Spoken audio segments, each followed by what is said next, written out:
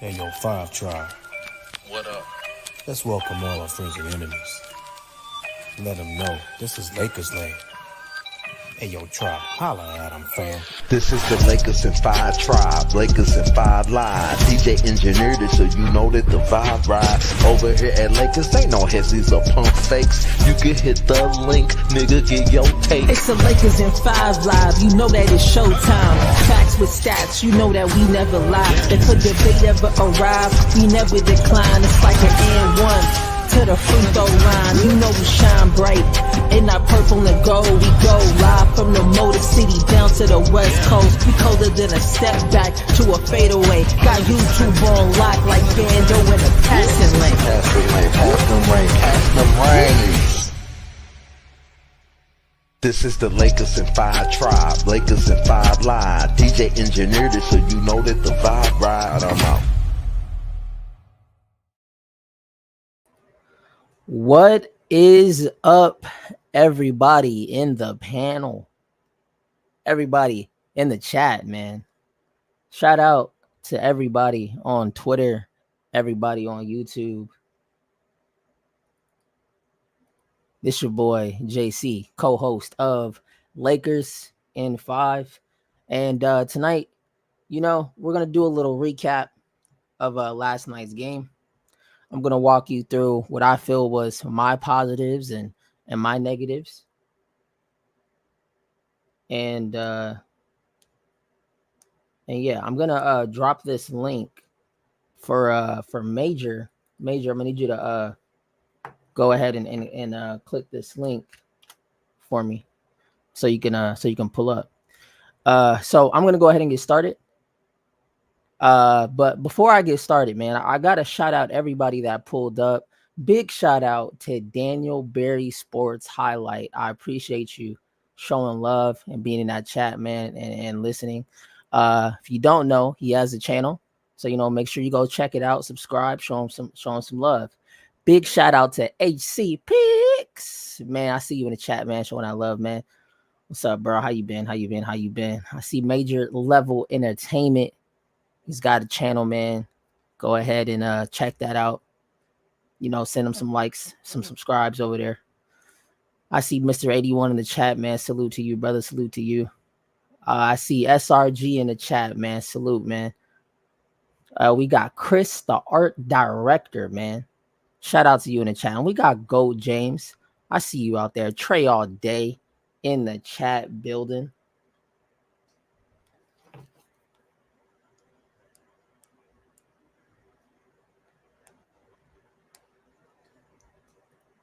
What's up, Major?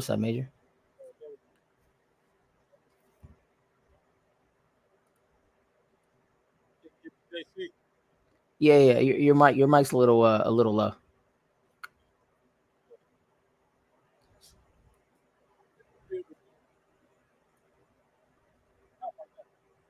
No, I could like barely hear you. Oh, shoot.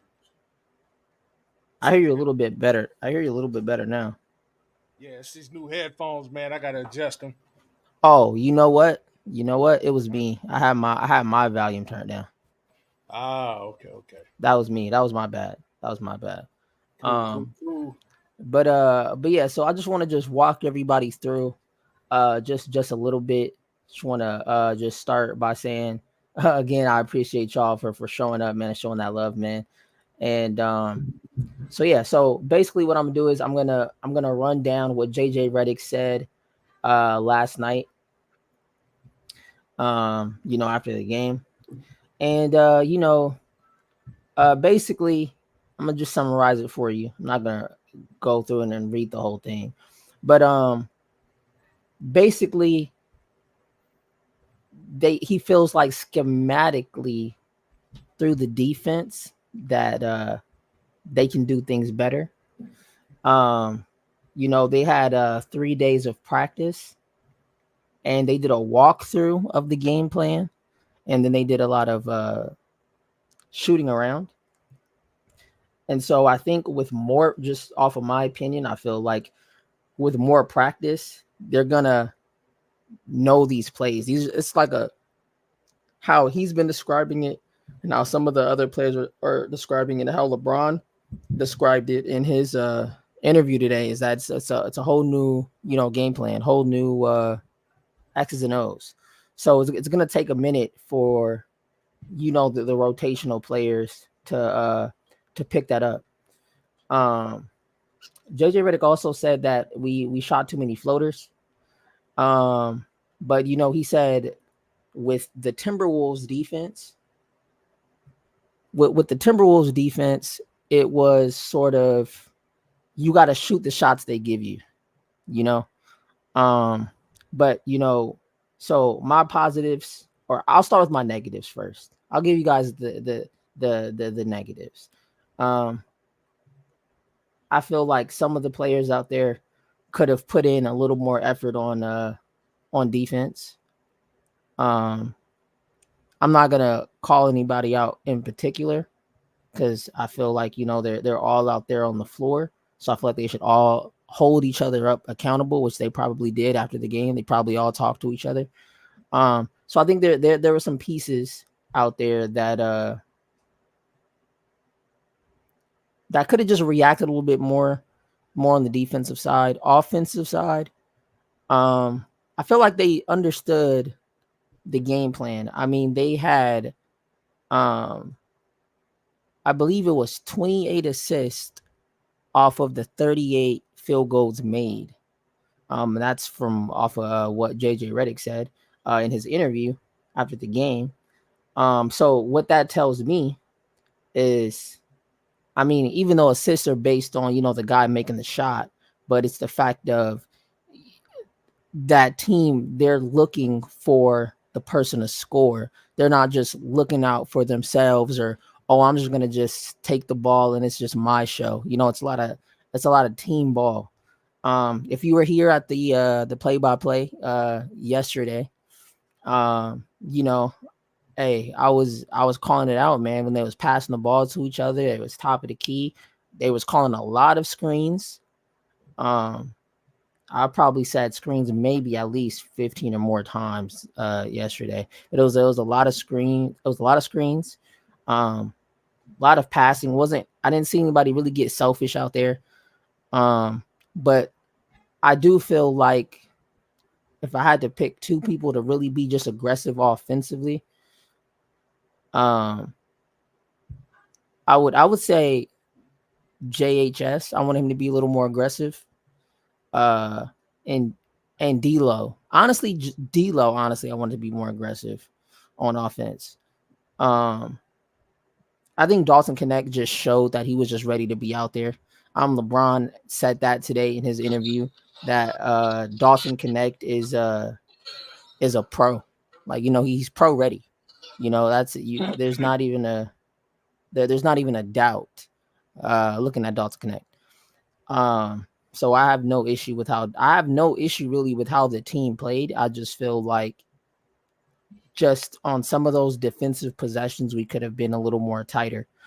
But when you're getting, hit by threes and then you're getting turnovers, and unnecessary turnovers too at that. I feel like the pass has got to be more tighter.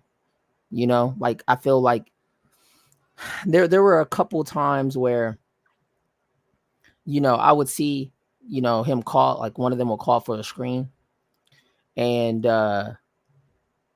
he wouldn't finish navigating out, like keeping his man locked on him so that the person that's rolling to the paint can get that open, that open lane. And it was a lot of like early passing down there.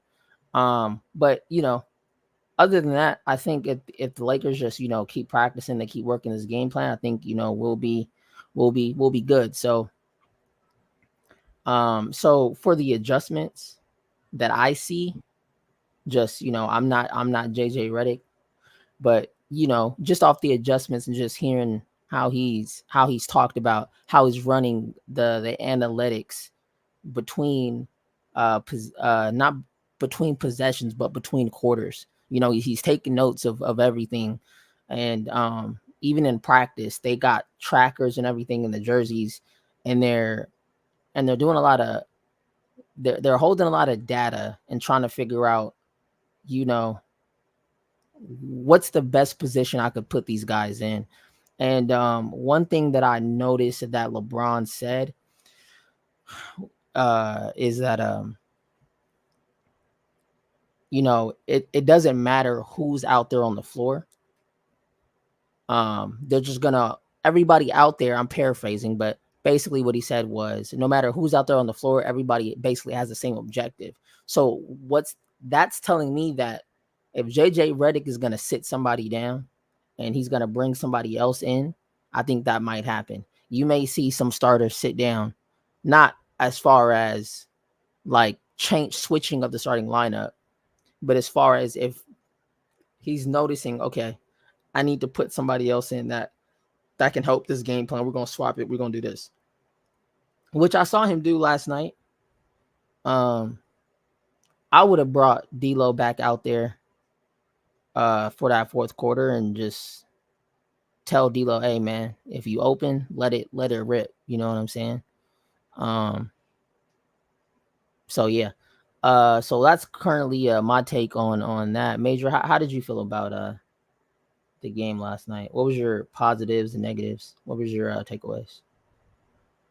Well, man, as we talked about, bro, I'm pretty excited about what I saw. Of course, there are some adjustments we need to make. The guys have to get comfortable, and that's going to come, as the games come along. They got to get more comfortable playing with each other, because this is the first time that they're out of practice, where they're actually in a game, even though it's the preseason. So this is a structured environment, and then a lot of these guys are, they're young or whatever the case may be. So I expect them to get their legs up under them. And when they get their legs up under them, they can shoot a lot better. Defensively, that's what we need to tighten up on. We need to tighten up on the offensive rebounds as well. This is the thing that killed us last year during the regular season. I know that that's the thing that the coaches were looking at the most: defense and letting other teams get offensive rebounds going the other way for a score. And that's the reason why we lost. That even when they were shooting the lights out, we still found a way to catch up with them. But the offensive rebounds ultimately killed us. So we're going to definitely adjust that. They're going to address it. And I know that's the first thing that they looked at. The coaching staff is going to address that. They're going to look at video several times if they have to, even if they have to stop and start again. They're basically going to have that locked in their heads that, hey, this is where you could have made up, where you lacked at this time, next game. So you'll know next game. And next game, they will win it. This game was kind of like a field test. Like, okay, we filling each other out. We filling the other, other players out. This ain't summer league. This ain't practice. This is a game. And some of them guys are playing for minutes. And so I'm proud of everybody. I'm not going to go through every single person, but just to put it in context, Dalton Connect stood out to me. Max Christie stood out to me. I'm pretty much saying that Max Christie will be somebody that we might want to look at in terms of coming in for Reeves or whoever, whatever the case may be, coming in for number 3. He plays with heart. He was semi-aggressive. He could have been more aggressive, but he has a ceiling there that needs to be reached. And Dalton Connect as well. Dalton Connect has a ceiling that needs to be reached. And I'll even say, not to blast him out or anything, but Dalton Connect looked better than Austin Reeves, the guy he would be coming in to replace if Austin Reeves goes to the bench or whatever the case may be. At least for now. Now, we could say that Austin and D'Lo, and Rui and all of them, the guys who are pretty much going to be consummate starters, we could say that they were kind of taking it easy or whatever the case may be, and then they're going to turn it up during the regular season. But I'm under the premise that we need to see what y'all can do now. Like, no holding back. I mean, treat this game. I'm not saying go out here and, try to get injured or anything, but treat every game as if it's a real game. because what that does is you want to strike a little bit of fear in the hearts of those people that are going to face you in the regular season. And also you want to bolster the young guys on the bench, the young guys that are around you, because if they see that vigor and that fire from you, that's going to pump them up. Remember how I always say, like, the coaching, the coaching, if the coaching is a high power coach, if he's confident, then the players are going to exude that confidence. Well, that trickles all the way down to the young players too. If they see their vets with confidence and the coach with confidence, that's going to boost their confidence. Now, I want to point out Bronny. Yes, he only scored 2 points, but I'm looking at the big picture. The big picture is the guy is the youngest guy on the floor, relatively the smallest guy on the floor in terms of height. And guess what? Had heart. He came out there, went right in the game, got on his man defensively, got a block within his first couple of minutes in the game. He got 3 blocks. 6'1", he got more blocks than anybody on the team. So his defensive prowess already and IQ, if you look at how Bronny plays, he knows exactly when to go for a block shot. Because he lacks in height, he know he has hops. He's jumping before the guy jumps, and he know he's hanging in the air long enough, because if he's going up against a taller defender, the taller defender don't have to jump up that high, or at least because what they're going to do is they're going to look at him and be like, oh, he's shorter than me, so I don't really have to jump that high. But they're not taking into account that what he makes up for in height is leaping ability, athleticism. And he's damn near head at the rim when he's blocking these guys. So be careful with little Bronny, man. You know what I'm saying? I know this is preseason, and it may not mean nothing to a lot of you guys, but to us diehard Laker fans, we want all Bronny smoke, man. Whenever he comes in, I'm a cheer, jump up off the couch, because it boosts his heart. It gives him heart. All the players, they like him. He's a good kid in the locker room, and it boosts him up. JHS is shooting the ball a little bit more confident than he did last year. Now, yesterday, a couple people was, making it seem like JHS hadn't changed a little bit, like they haven't, like he's changed a little, but it's not noticeable. But JHS has changed enough to the point. Those 2 shots he made from around the free throw line, swish, and he looked confident going up shooting them. So we're not gonna put him down saying, "Oh man, he's still this jittery kid that we saw last year." For anybody to say that, you're not really watching. You're just watching with blanketed eyes, with veiled eyes, and just to say, "Ah man, JHS is this." No. The kid has showed a little bit of promise. If he can pick it up on defense a little bit, that's cool. So he's cool. Traore came in. He kind of impressed me in the sense of he came in, and in 4 or 5 minutes, he scored 5 points. You know what I'm saying? He got 2 points, got a little layup or whatever the case may be. Then he came in and he got an and 1. 5 points in like 4 or 5 minutes. So we was kind of sleeping on Traore during the summer league or whatever. But he got a little something. If he can move his feet on defense a little bit more and maybe bulk up some time, we got something in that guy. Everybody else, I like their energy. Like I said, the vets, they need to pick it up a little bit more. Those who are going to be starting, they need to show the young people. Hey, this is the fire and vigor that you need to have. You know what I mean? So, yeah, yesterday Bronny was like a rim protector, a 6'1" rim protector. Imagine that. He's blocking dudes 6-7 inches taller than him.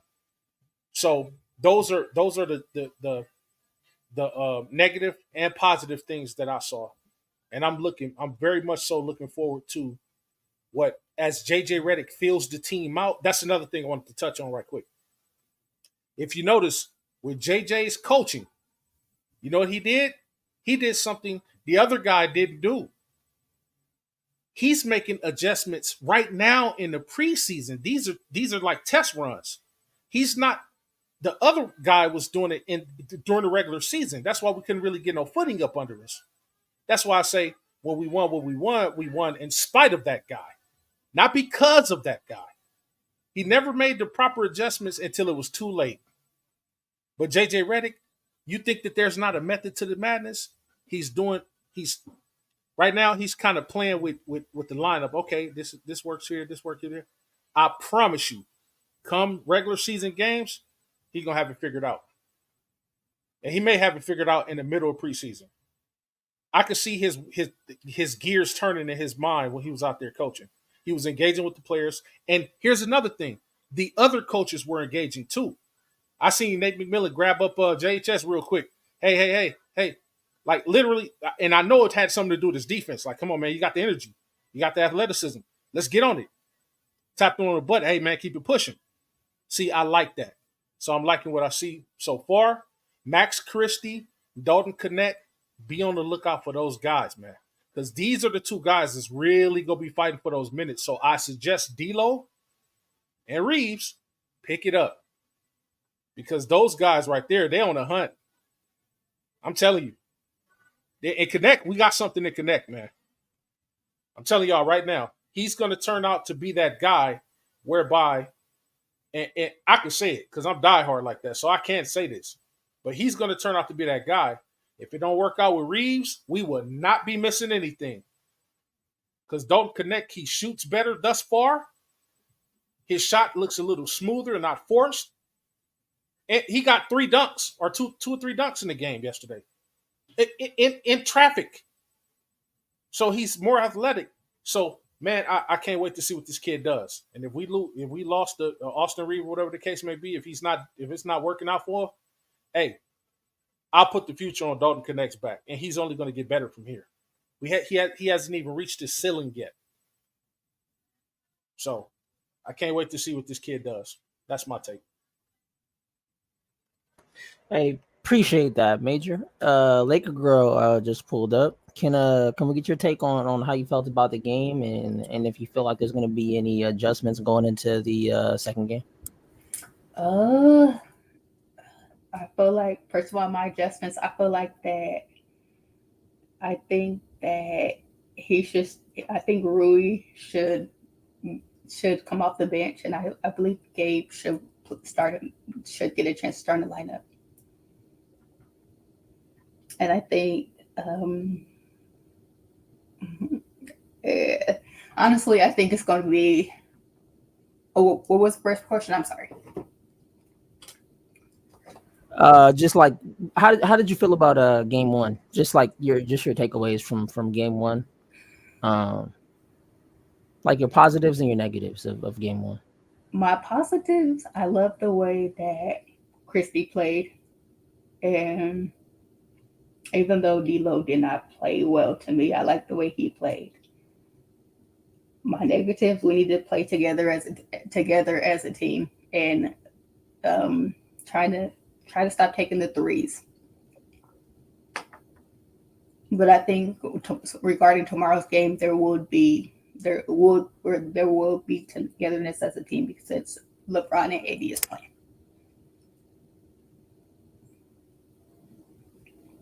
Okay, I appreciate that take. Laker Girl. So I think with AD and LeBron out there on the floor tomorrow, I think the team's gonna look a little different. Yeah. And I think the responsibility. I mean, you got Austin Reeves and D'Lo having to be the 1 and 2, right? When they're usually the 3 and the 4. So, but now that LeBron and AD is going to be back, they're going to get, they're going to go back to the 3rd, 4th option. But I think having AD down there for screening, but then I'm ready to see how he's going to utilize AD and those pick and rolls. Right. And I think it's just gonna look a little more cohesive, Yeah. And I think when you have Max coming off the bench, along with maybe Dalton, I think that's gonna look a little better. And then I'll throw Gabe in there too now. Like I loved what I saw from Gabe Vincent. You know what I'm saying? Like he was locked up in that left elbow. And I thought he was locked up. I was calling it out yesterday. I said, yo, they got him locked up in that elbow. He did that little step. Boom, he was gone. Slipped right down into that paint, bro. Took the contact layup and scored, man. And that type of initiative is what I like to see. Right. Is if sometimes if there is nobody open and that shot clock's going down, and sometimes you may have to just, hey, I'm just gonna just take this one to the rim real quick. That's that confidence I like. And I like how JJ Redick, when he was coaching, he was giving the players solutions to what he was seeing out there. He wasn't just, trying to scold them. He was trying to give them, pointers, telling them what they were doing good at, telling them, okay, well, when you go back out there, do this. So, and one thing that JJ Redick did touch on too is he said that he talked with the other assistant head coaches, and they sort of put a light plan together. So that's telling me that he is listening. He's getting input from his teammates. You know what I'm saying? I'm looking at them as teammates. They're all a team. You know what I'm saying? So, yes. And I want to touch on that too. I want to touch on that a little bit more with the coaching. Oh yeah, go ahead, Major. Oh yeah, go ahead. Yeah, I'm glad you threw the alley oop up for me, man. When it comes to that, remember when I told y'all that and everybody was thinking, oh man, is JJ Redick gonna listen to these guys? And I told y'all basically he said it in no uncertain terms or no certain terms. He's gonna pretty much defer to these guys at least for half of the season because they are known coaches. They've done this before, and they're winning coaches. We have a legend, a bona fide legend on the he's second in command actually, and Nate McMillan. He's 18th all time, y'all. 18th all time in coaches in NBA history. Now, why is that important? Well, the NBA has been around longer than I've been alive, longer than y'all been alive. And in all of the history of the NBA, he's 18, bro. That's pretty damn good if you ask me. So he it would behoove him to listen. And then not only that, it's the other consultant that he have that's off camera that he probably talks to every night. He probably went and got some consultation from him. And that is the legendary Coach K. Now, why is that important? Because Coach K is just not a college coach, y'all. Legendary college coach. He actually coached USA basketball before. He's very well respected in the pro and college communities. So, with that being said, JJ Redick he's intelligent enough to say, you know what? Whatever these guys say that can help me be the best coach that I could be for this team, I'm going to listen to. And you could bet your bottom dollar, like JC said it, like Laker Girl just said it. Oh, there's going to be some togetherness, some cohesiveness come next game. It's going to trend up from here, y'all. This ain't me just, having a little pep talk or whatever. This is what it's going to be. They look like, yesterday, it looked like his first time coaching pro. It looked like that. But you know what he did? Off the rip, he called timeouts when they needed to be called. And when he called those timeouts, you know what we did? We came back from 20 points down. But when the guys started getting winded, started getting gassed or whatever, and the team started getting offensive rebounds. That's why they beat us. I can assure you that's not going to happen tomorrow. I can assure you. And then with our two captains on the floor, that's really not going to happen tomorrow. And you know what? They ain't got to play no more than 10 minutes apiece. Matter of fact, I don't even want them to play a lot of minutes. You know why? I want them to go out there, start a fire, and I want the young guys to come pour fuel, kerosene, gasoline on that fire. Go out there and start it for them so that these kids can pick it up. That's what our coaching is going to bring. JJ Redick referred to his coaching staff as basketball sickos or psychos. They're going to be all over the players. They're going to be interacting with each other. Hey, this is what I think we should do. This is what I think we shouldn't do. And it ain't going to be no egos involved, because when you're talking to somebody that's an elder statesman in this, in the coaching community, that's a winner as well, even though he haven't won any championships or whatever the case may be. But still, he's a winning coach, regular season. Then it's gonna be in your best interest to listen. And JJ knows that. The guy's knowledge of X's and O's in the game, that's already half the battle. But for him to win the war, he needs those generals behind him. And that's what he got. He got some generals, y'all. So I'm here to tell you, it's about to get better and better. Hey, for Lewis and Joel, the StreamYard link is now in the community tab. And another thing. Yeah. Hold go ahead, Major. Yeah, one thing. Hey, look, in the chat, y'all, you know, I'm gonna be on my P's and Q's, but listen, in the chat, y'all can hate all you want to, but let's leave that guy stuff out. The stuff that's on trial right now and all that, the case, please, let's not mention that up here in the chat or in the panel. The panel already knows, but the chat, if you're new up here or you ain't been up here in a minute, we're not mentioning that. So don't bring that up. I'm going to remove that. We don't need any of that need to be tied to anything up here. All right? So continue to hate, but just keep stuff that's not basketball away from the chat, please. Go ahead, JC. Hey, I appreciate that, Major. I appreciate that. Yeah, man. We keep it strictly basketball up here, man. That's why you know, I love it up here on Lakers in 5, man, because just, you know, we give you that pure, unfiltered basketball talk. You know what I'm saying?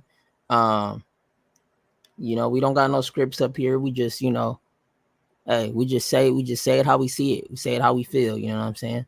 Say, you know, how we think, how we see the game. You know, people may disagree, people may agree, but you know, these are our opinions. You know what I'm saying? But yeah. So, what's up, Lewis, man? Welcome to the panel, brother. What up, JC? What up?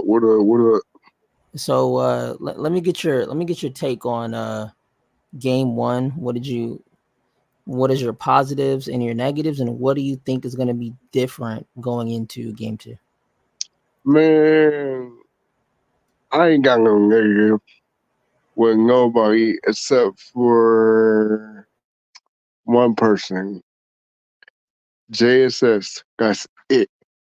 If he would have came out and performed a little harder, then I would have no problem with him. Everybody else, they came out and get their part.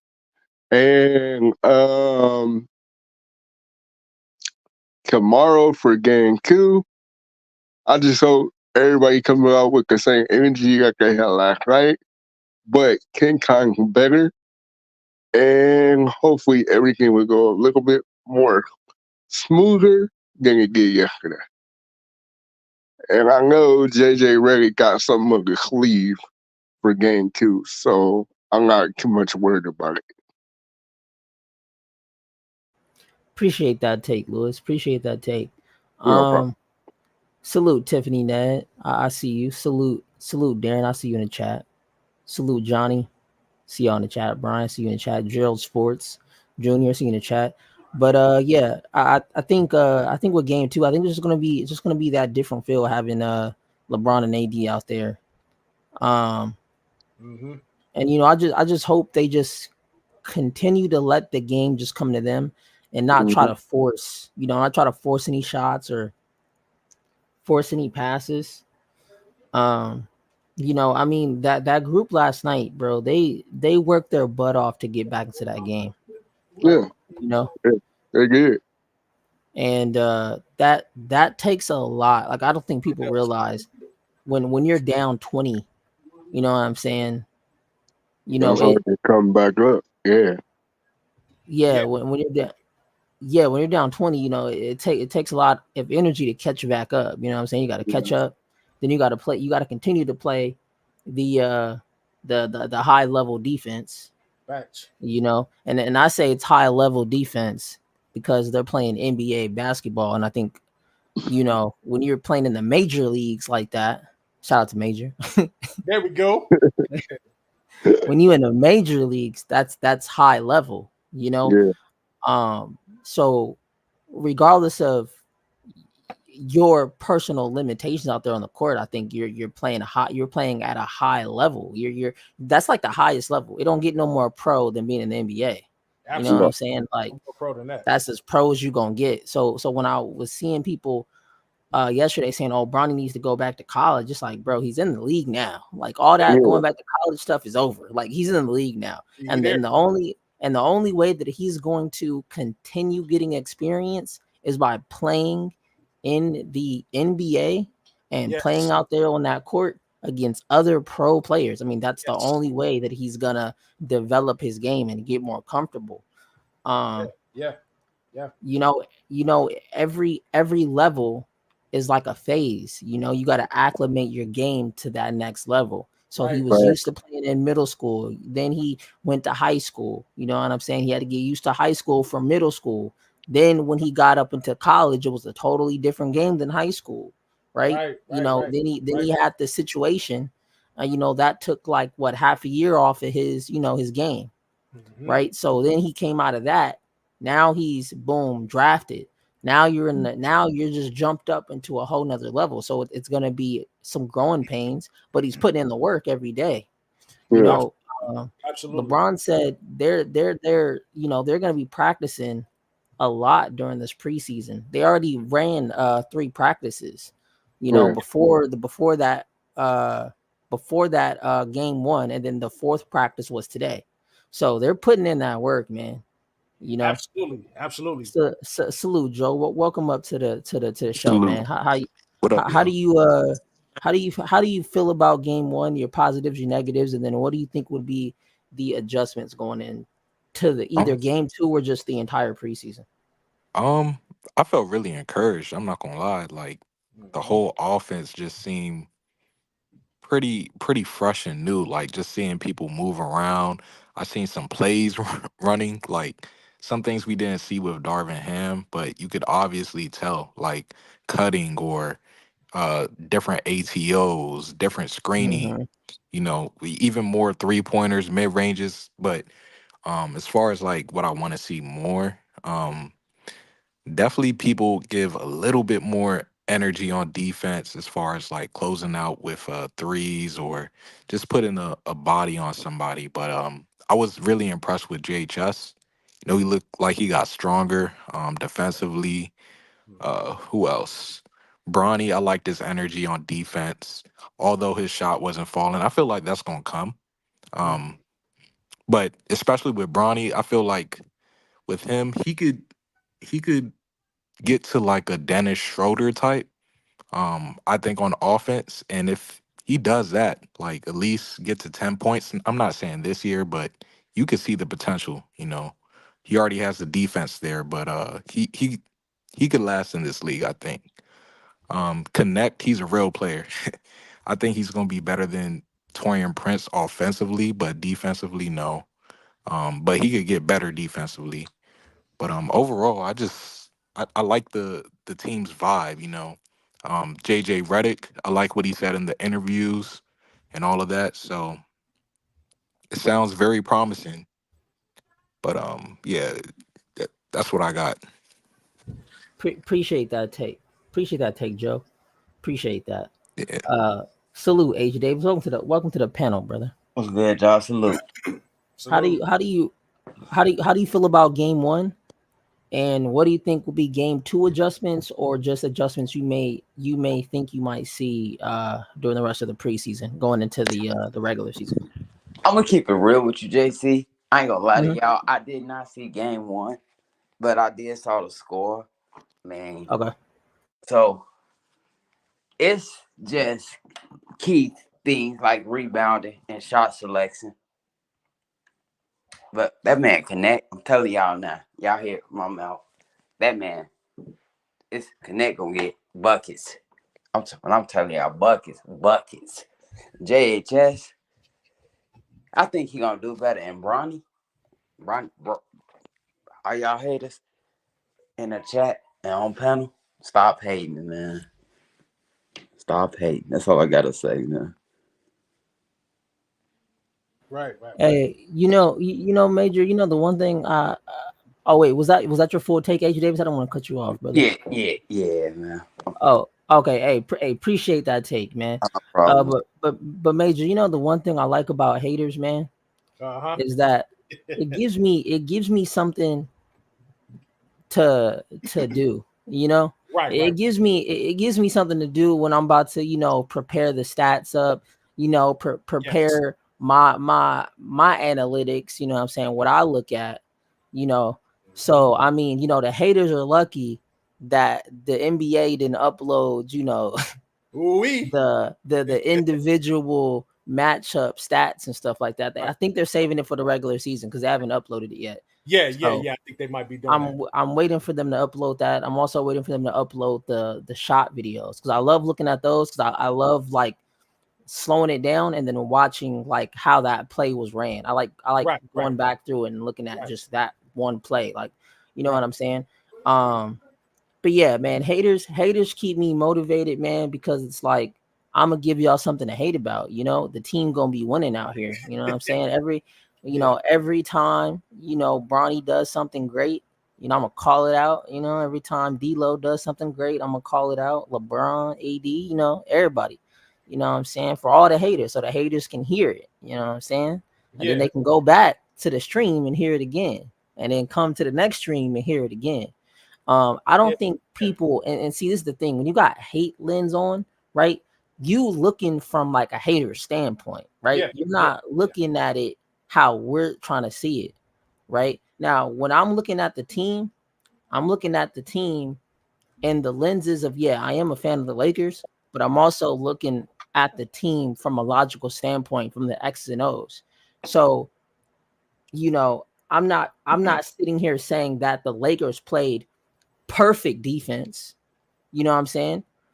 yeah, yeah. I feel like there's a lot of improvements, but me also understanding that they're learning a new playbook. And if anybody in the chat has ever learned something new, you understand there's some growing pains in it. You know what I'm saying? Absolutely, You got to learn the steps. So, absolutely, absolutely. but you know, one thing I like that I heard major say, man, was watch and see. And I've honestly done added that as a motto to my life. When Yes. even in real life, when I'm talking to people and they may doubt you on something, man, hey, tell them watch and see, man. Just watch. Just Watch watch. and see. Watch and Just see. watch and see. Because Right. one thing I saw, and you know, they'll try to tell me, oh, don't listen to the interviews or don't listen to the preseason talks, you know what I'm saying? You know, don't go watch the practice, you know what I'm saying? They're Right. just they're Right. just they're just yapping on the press conference, right? Media day, right? But then when you see, you know, Max Christie coming out in an interview talking about, hey, yeah, they want me cutting and crashing. You know, you got JJ Redick saying, hey, it's gonna be movement out there. Then when the game come on, what y'all see? I saw movement. I Yep. don't think I saw a play where the Lakers were just standing around.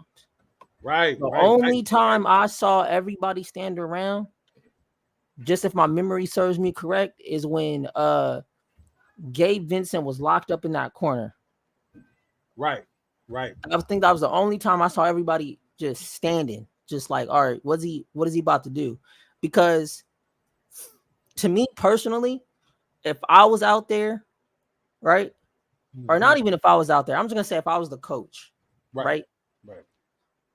and I wouldn't even tell nobody to move because I don't know what Gabe's gonna do, right? So imagine if I'm Dalton Connect and Gabe Vince is locked up in that corner, right? But I see him hesitant, like he's about to move. Why would I go cut in the paint? Because if I cut in the paint, my man's gonna cut to the paint. Now that's Mhm. Right. me in the paint, and that's my defender in the paint. Then when Gabe Vincent goes to make his move, now his defender is following him. Now he's in the paint, the defender's following in the paint. It's too much commotion going in that one motion.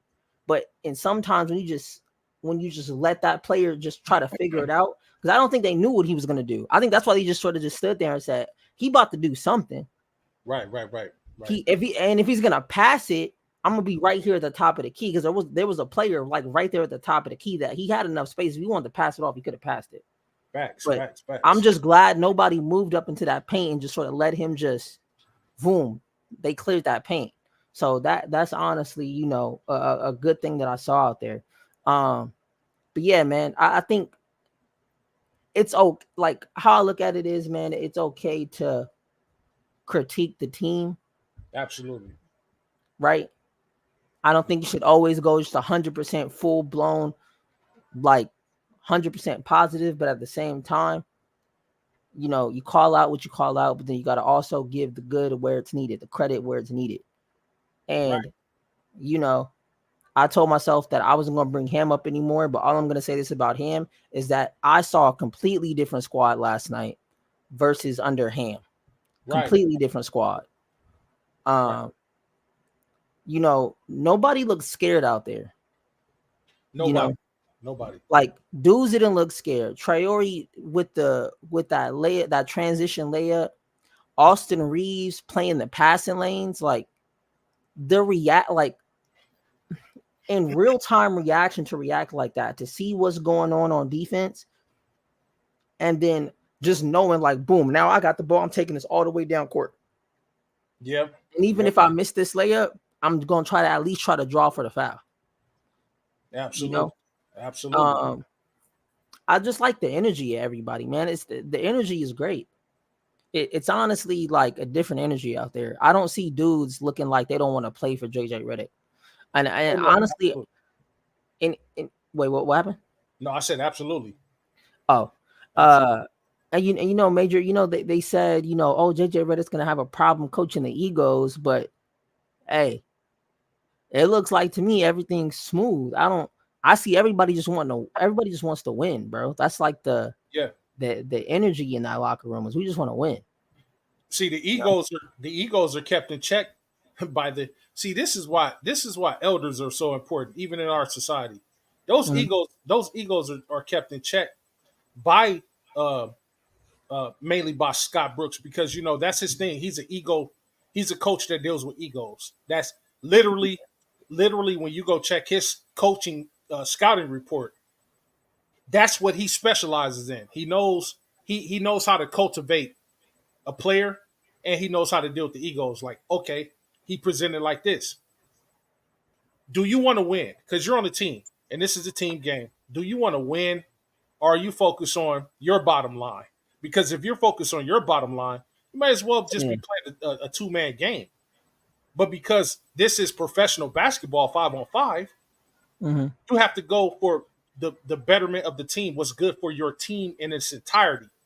Because at the end of the day, you can get personal accolades all day long. They're not going to mean anything if you're never a champion or you don't know what it feels like to at least get there. So if in keeping with that mentality, that's going to keep that ego in check. I don't care how many millions you got. You play the game of basketball to win. You play. It's a job. It's a career. You play to get money. But the end result of any sport you play is to win and go for that goal, go for that championship, go for the most illustrious reward in that sport. You can get an MVP, you can get shot blocker of the year, rookie of the year, all that stuff. That's good. That's great. But what feels better than hoisting, you know what I'm saying, that trophy up with your teammates? That right there is an accomplishment. And for anybody that's ever won anything, playing sports, whether you played in high school, professional, collegiate, whatever the case may be, anytime you won a championship or you won something of the most highest prestigious form, it made you feel good and made you want more. And with the Lakers on our team, we want more. That's why we want people over here that's going to play. We don't care about what you did in other places. We don't care about your ego. You coming over here, this is a family thing. This is a team. Major. And we want to win. So everybody here now understands that, because when JJ Redick first came in and he said he wants to bring a winning tradition back to what he knows this legendary organization is known for, he had me sold right there. I was like, oh, hey, that's what we need. That's what we need. And that's where we're getting to. So just be on the lookout. Like JC said, we have to have that wait and see approach. You know what I'm saying? Yep. As time goes on, man, y'all see how poised I am. I'm seeing people. I was telling JC earlier, man, do you know that I was hearing people nervous, Laker fans out there in the world, at the stores, just out in the street. Oh man, we're screwed. It's over. And I'm like, bro, it is freaking preseason. But see, me, man, and JC kind of been working with me on it, and DJ kind of like in an indirect way, because I don't know how to deal with haters, bro. Maybe it's because I'm old school. I come from a time where if you hated on somebody verbally, you got your teeth knocked out, bro. And I'm one of those dudes. Like I wish I could put my hands on every hater, bro. I'm like that. I'm not the type of I don't know how to verbally joust with a hater. You know what I mean? I don't know how to go back and forth because I don't argue. I'm a physical dude. I rather suplex you on your back. And then that ends the conversation. So I can't deal with a hater. But I'm learning to say, you know what? The best way to deal with a hater, bro, and this goes for anybody, anything in life you do. Best way to deal with a hater, dude, is to ignore them. Because guess what? If you ignore them, they're only gonna be hating at you at the wall. Facts. They're gonna be hating at a brick wall, and that's what you got to do, and that's what I'm doing. I ignore haters, whether they be up on a panel, whether they be in my face in real life, or whether they be up in the chat. I try not to even respond to them anymore. That's where I'm at with it. I'm locked in this season, y'all. Just like I'm locked in every season. I don't care about nothing about what a hater got to talk about. And then here's the thing about haters. Haters, they know that that's a bad word. They don't even want to be a hater. So what they'll do is they'll say, it's not hating, we're telling the truth. No, you're a freaking hater. Hater. Even if there's truth involved, you are a freaking hater. And you know how you are a hater? Because you have nothing positive to say about nothing. If you was telling the truth, at least somebody telling the truth would pick some bright spot out and say, hey, look, damn, this dude did up his game a little bit. But haters can't even fix their mouth to say something good. Like let's say JHS scored 30 points and he had an efficient night. He was like 19 of 11. You know, they'll still be like, oh man, he still ain't got no confidence. Right. Like what? That's a hater. So it ain't got nothing to do with truth. If you a hater, you innately a hater, and I can't stand haters. You can suffice it to say I know hate is a strong word, but I'm a hater toward haters. If you want to call somebody a hater, I'm a hater when it comes to haters. Period. But I'm gonna lay off the haters this year, and I'm gonna say wait and see, because when we go to hoist that trophy up, or whatever we do this year, that's good. I don't want to hear a peep. If you come up here or on my channel or any other place with some hate after we done won, I will burn you up. I'll burn you up. But I'm going to be quiet for right now. But y'all, message to the Laker fans, man. Don't be scared. Don't be nervous. This is preseason, like JC said. When you're starting a new job, you have to learn the ins and outs of the new job. When you start a new relationship, you have to get acquainted, get acclimated. And that's what JJ is doing with the players. He's getting acclimated with our players. They're learning each other. This is different than practicing together. That's one thing, practicing together. But now you're playing in a structured environment together. And as time goes on, these kids will get better. I agree. Yep. JC Easy. What's up, man? I just wanted to respond to Brian. He said, y'all act like these haters haven't been Laker fans for decades. So if they've been Laker fans for decades, I mean, that means they've seen the team at its lowest. Wait, who said that, JC? Who said that? Brian. Brian said, yeah, that's what he said. He said, yeah, he said, y'all act like these haters haven't been Laker fans for decades. Well, see, here's the thing. You know what makes me qualified to really speak on that? Because I have been a Laker fan, literally. Don't do it, man. As a matter of fact, don't do it. Listen, y'all. Listen, no, I'm not about to get mad at anything, but I just want to put it into context. You know how long I've been a Laker fan? Since 1970 something. Do anybody know how long a half a century is? Yep. Yeah. That's 50 years, right? Yeah. I'm 45 years in. Can't nobody tell me nothing about it. I am the authority up here when it comes to the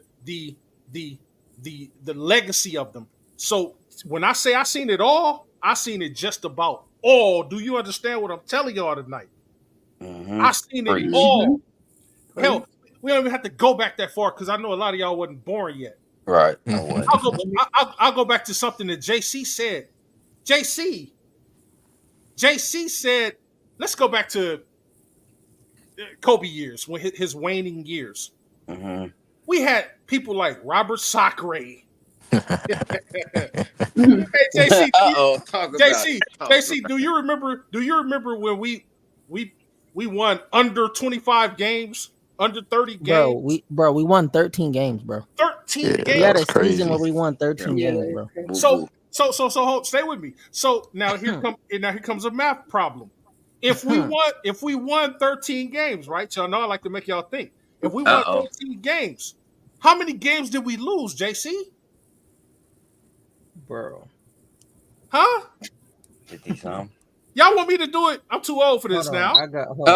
Like 69. 69 games. Yeah, 69 games, 60, bro. So take that into perspective. So take That's that a lot of L's. And guess what? Yeah, when that happened, Bro, that's a lot. JC, when that happened, did you wane as a Laker fan, or ain't you still here? Cuba said 15 and 67. That's still a blow. Whatever. That's still low. Doesn't matter. Right. So JC. So when that happened, bro. Yeah. Did you say, you know what? Nah, man, forget the Lakers. I'll be a Laker fan when they start winning again. Nah. Wow. Pull right back up. What you mean? Did you say that, Lewis? Nope. Did you say that like your girl? Nope. H. Davis? No. Joel? Nope. Steve? So guess what? These are diehards that's with the team up or down. Amen.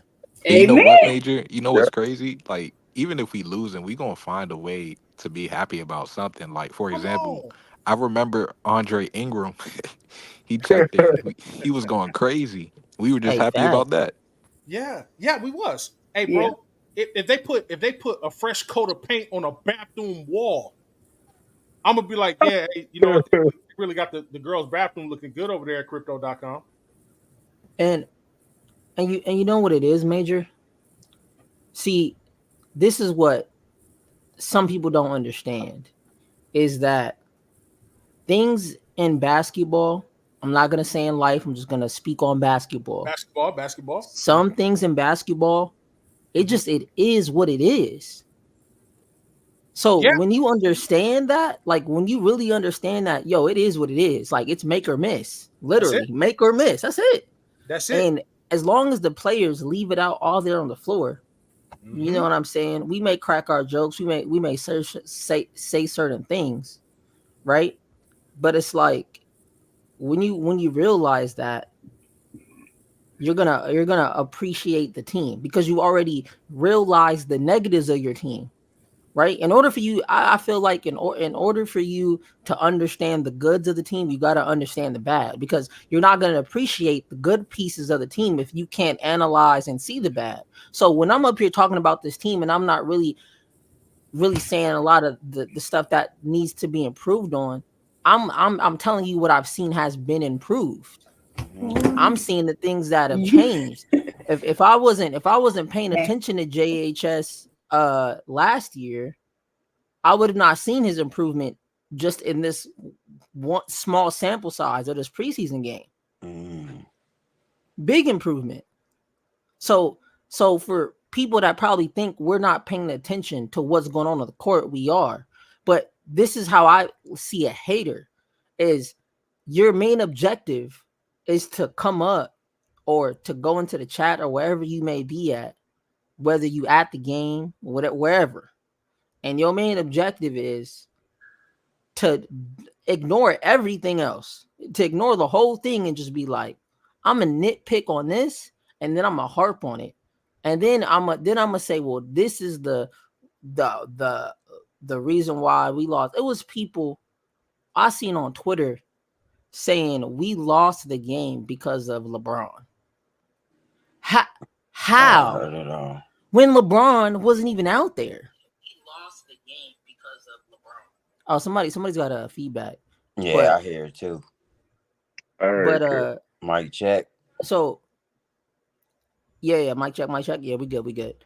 So it's like, they'll like, I'm gonna bring up the Nugget series. They'll say the hating narrative will be, oh, LeBron just wants to ball hawk, he wants the spotlight off for himself. But then it's like, when you go watch the game, did he not defer? Did he not pass the ball to Austin Reeves? And a lot of those pivotal moments He did. for him to shoot that shot, because he trusts Austin Reeves, he trusts D'Lo, he trusts Rui. They just didn't make those shots. Mm-hmm. So, I mean, that's how I see a hater, man. A hater is just zeroing in on the negative. Now, if a hater pulled up and was being honest, like, could say, all right, so this is what I thought I was cool, but then this is like my negatives of it, then okay, cool. You can be you can be as negative as you want. That's fine. That's your opinion. Everybody has the right to their own opinion. You know what I'm saying? But who wants to hear somebody disrespect their team like that, and not, like, you just expect me or anybody up here to not say anything about that? Like, we just gonna just let you just run with narratives? Like, I just don't like the narratives being ran. And that's why I always correct people about D'Lo's performance. People who say that D'Lo didn't give us anything in that Nugget series. And I'm just gonna walk it through. It's probably be the last time I ever bring up this series, because we're in a whole new thing. But it's like, he scored under 10 the first time around. He scored over 10 the second time around. I didn't see nobody complain about it was either Jamal Murray, Michael Porter, whoever it was that went 9. He went 9 and 24. Jamal Murray. Yeah, Jamal Murray, 9 and 24. I didn't see nobody crying about that. So if no one's crying about 9 for 24, no one should be crying about an 0 for 7 game. Like, okay, 0 for 7. You missed 6 threes. Who don't miss 6 threes? How many times we've seen dudes miss a bunch of threes? We've seen going to the game. We've seen the best of the best do it. I will never forget when I was watching a Golden State game, and I don't watch Golden State games, but I said, you know what? I'm gonna just tune in. When I find the game, I'll let y'all know. I don't got it in front of me right now, but I will never forget this game, bro, because this was the one time when I said, you know what? I'm actually watch Steph play. I don't really pay attention to him. Let me watch Steph play. And you know what happened in that game? What happened? The man went 1 for 12 from 3. I remember that. Ouch. I remember that. And this is the greatest shooter of all time, the greatest three-point shooter of all time. Preach. And I'm watching it, and I'm watching it like 1 for 12 from Stephen Curry, because I'm going in with the mindset of this is Stephen Curry. He's a lethal 3-point shooter, right? And right. But when you understand basketball, right, okay, he probably had an off night. Now, if I was a hater, I would have probably pulled up on a Golden State stream like, hey man, that dude y'all got PG is trash. Yep, 1 for 12, he gotta get traded. You know what I'm saying? Yep, just to be saying it. To be saying it. And then you know what? And then you know just to be saying it. And then you know what, bro? Here's the kicking part about it. You know, the other guy to say that's like number 2, or he's at least top 5, top 10. Another deadly 3-point sniper, Klay Thompson. What did he do? Didn't he go 0 for 11 one time? Yes. Yes. Or was I just dreaming when that happened? Nah, you were right. So all we're saying, you know what that says? It goes right back to JC's point. You know what that means? Yeah. Remember he said this is a make or miss lead. Jesus, if Jesus shot 30 shots, he might miss a couple. It happens. About it. Now, Major, I'm gonna point something out. Go ahead, bro. I like that we're interacting with the chat. I like that the chat is giving us their opinions and body bag up, man. So you wanna your response is Curry has 4 rings. How many D'Lo got? So I love it when y'all do that, because you've basically just proved me right. That my take was so logical that now you had to wiggle your way out of what I just said that was logical, and now you want to throw something on there to now try to down D-Lo because of what I said actually made sense. Right. So can I we after hold on. Yeah, hold on. that. And it's like they'll say something that it's like, bro, no, Doug Curry has 4 rings and D-Lo doesn't have one. So it's like, what does that prove to the point of what I was saying about missing shots? That doesn't even it doesn't correlate. Correlation. Let's talk about things that correlate. Uh-oh. You know what I'm saying? So you want to say that and put that on D-Lo? Oh, he doesn't have no rings. Okay, cool, bro. Cool. But what I said made sense. Curry missed all them threes. D-Lo missed 6 threes, and dudes got all on his neck. So I feel like the Golden State Warrior fans or the Golden State Warrior haters should go get on Stephen Curry's neck for that game where he missed all them shots. And matter of fact, I saw everybody get on Klay Thompson's head when he missed all those 3-point shots. Golden State fans are calling him a bum. He's trash. He's washed up. He needs to go get traded. And what happened? Hey, he bounced. He saw that. He said, all right, I'm out of here. Peace. I'm about to go somewhere where they want me. Right. You know what I'm saying? And that's what he did. Now, you know the funny thing about that? Now, if you just listen to that, if you just hear the 0 for 11, right? If you just listen to that narrative and you don't go look at the game log, if you don't go look at Klay Thompson's game log, bro, the reason why I wanted him on the Lakers, bro, he had 30-point games last season. Yes, he did. Yes, he did. So it's like, okay, that one game where he went 0 for 11, okay, cool. But, hey, he can still shoot the ball. Mm-hmm. Now, it'd be different if he went on a stretch of like 20 games, just 0 for 6, 0 for 7, 0 for 9. Then it's like, okay, bro, you're washed. If you're like Vince Carter, bro, giving, 8 points, 5 points? Right. Yeah, bro, okay, it's time to like hang it up, brother. And that's why I don't be understanding the LeBron hate. I get it, he's 40 years old, but it don't matter because he's still competing with dudes that are 21, 25, 26. You see what I'm saying? Right. Like, so you can't really put age on LeBron as a hindrance because he's literally showing you that I can score just like the dudes that are younger than me. Matter of fact, that's a knock on the younger dudes because how y'all letting an older dude come out here and outplay you? How you it's crazy to me how they be sitting around Kyrie, these dudes be sitting around Clay, they be sitting around Luka, they be sitting around KD, Devin Booker, and they check into the game and they whole thing is, hey bro, I'm just here to get this check and I'm just gonna play and then come out there and scoring 5 points. And then you like, but ain't you like 23? LeBron 40. How you letting LeBron drop 30 on your head? Where's your competitive spirit at?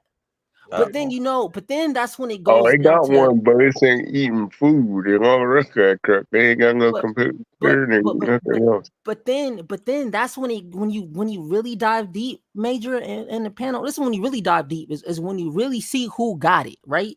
When you see who got it, because I could see a dude, right, only score 5 points, right? But I'm looking at him. Did he have the heart though, or was he just out there just like? No. Hey man, I'm out here. I'm just gonna just shoot this and not really care about what I'm doing out here on the court. You know what I'm saying? So it's a difference when you really dive deep into it. Like, do you really want to win, bro? Like, you know what I'm saying? What you out here on the court for? Because if you don't want to win, bro, get up. And that's how I feel about my team. If you ain't out there to win, bro, get up off the squad.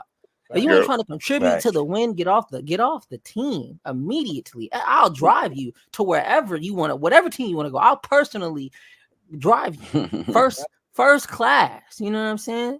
Straight on down to Houston, wherever you want to go. You know what I'm saying? And I honestly think, bro, that's why players don't want to come to the Lakers, because it's an expectation put by the fans. It's an expectation put by the fans, and it's an expectation put on those banners we got in the sky. Oh, that's what it is. That's what it is. That it's that expectation. So it's like, bro, it is tough to play in LA because not only that, any team you play against is going to play their hardest against you. Bro, when I saw the Washington Wizards I think they had what 14 wins last season. That's some crazy low number win last season, bro. And I was up here, and before the game started, I'm thinking at first I'm thinking to myself, the Washington Wizards, bro. I'm looking at their record. I'm like, we're good, right, bro?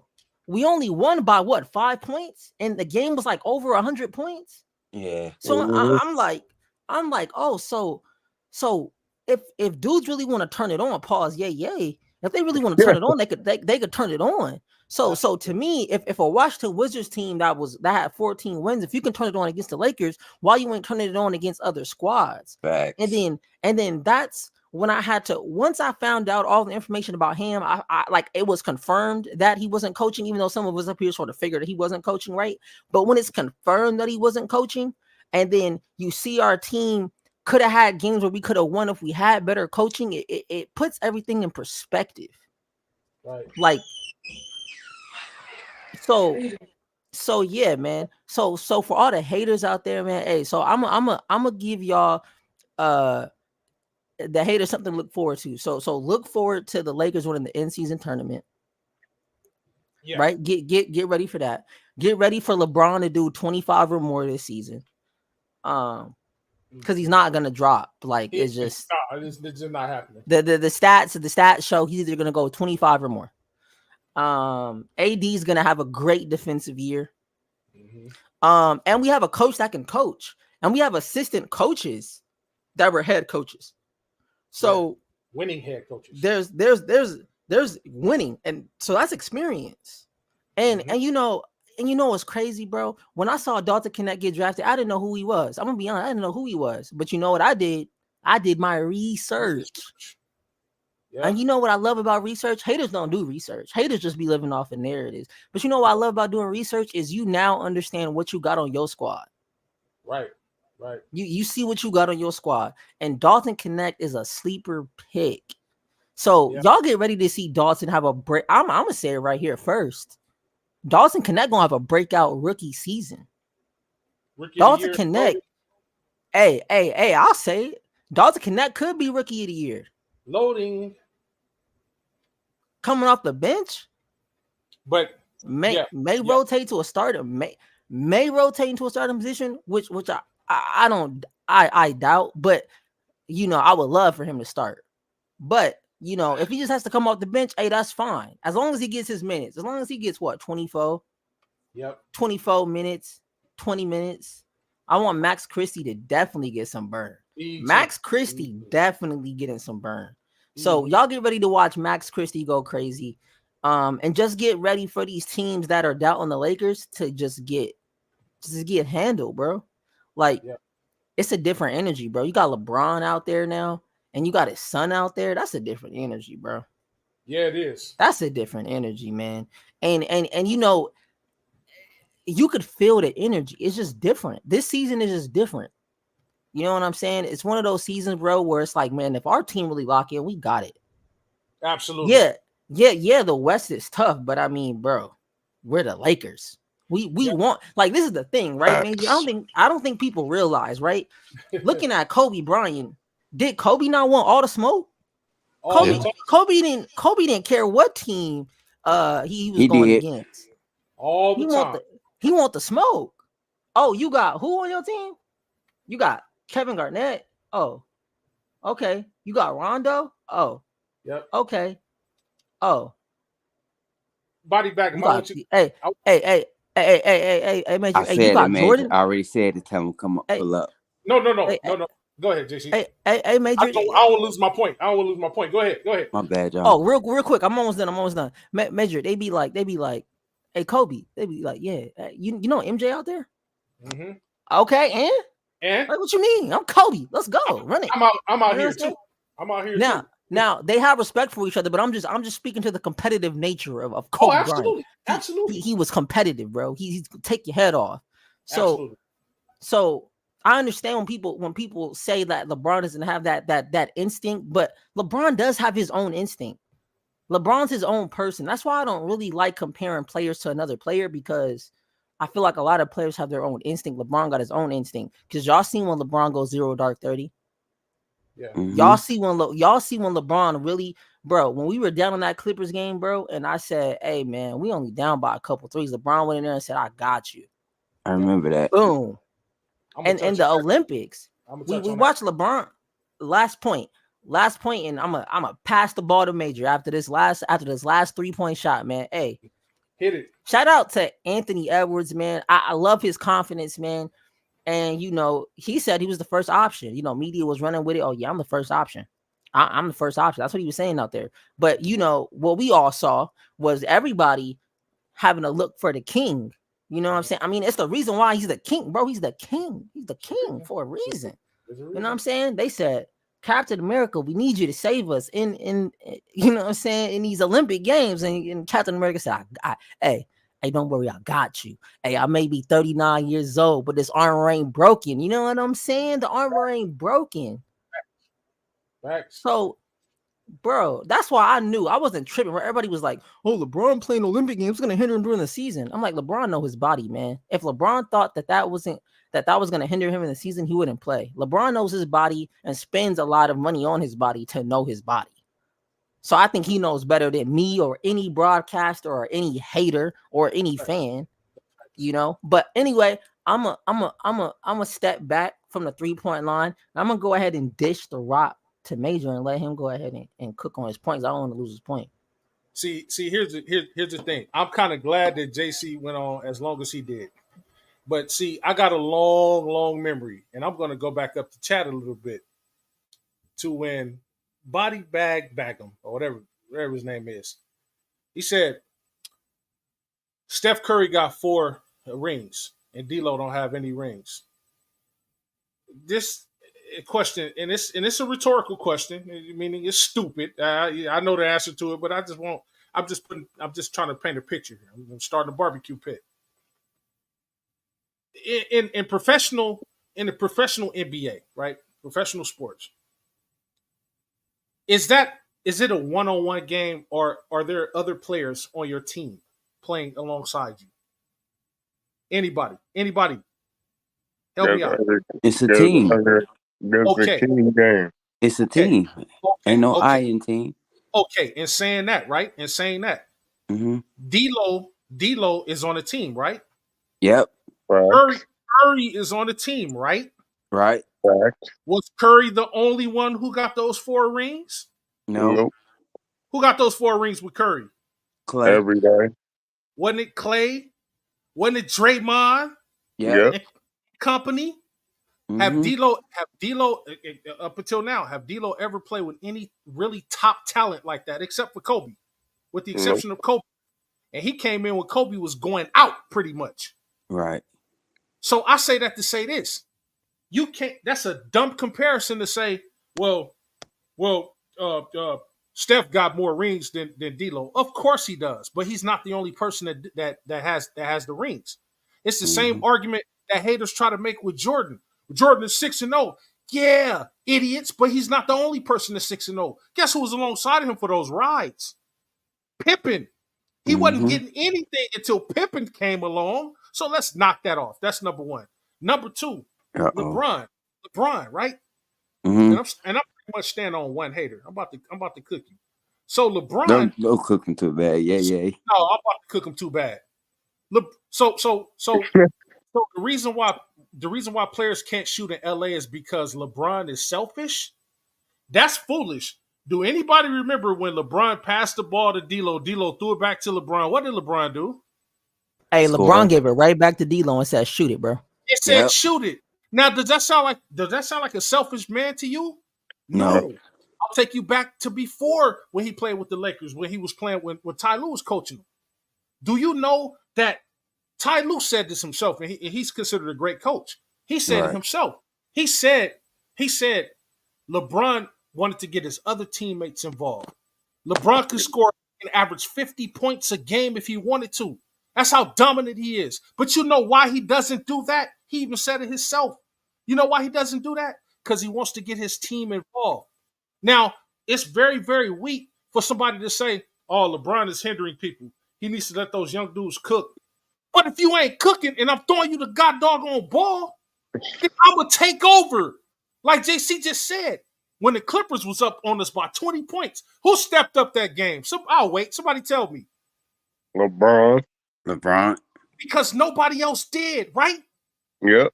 So he came down, 3 in your face, 5 threes in a row.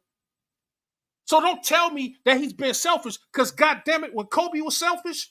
That's what I was getting ready to say, Major. Uh-oh. Oh, hold on. Or when Jordan was selfish, nobody said a doggone word. Uh-oh.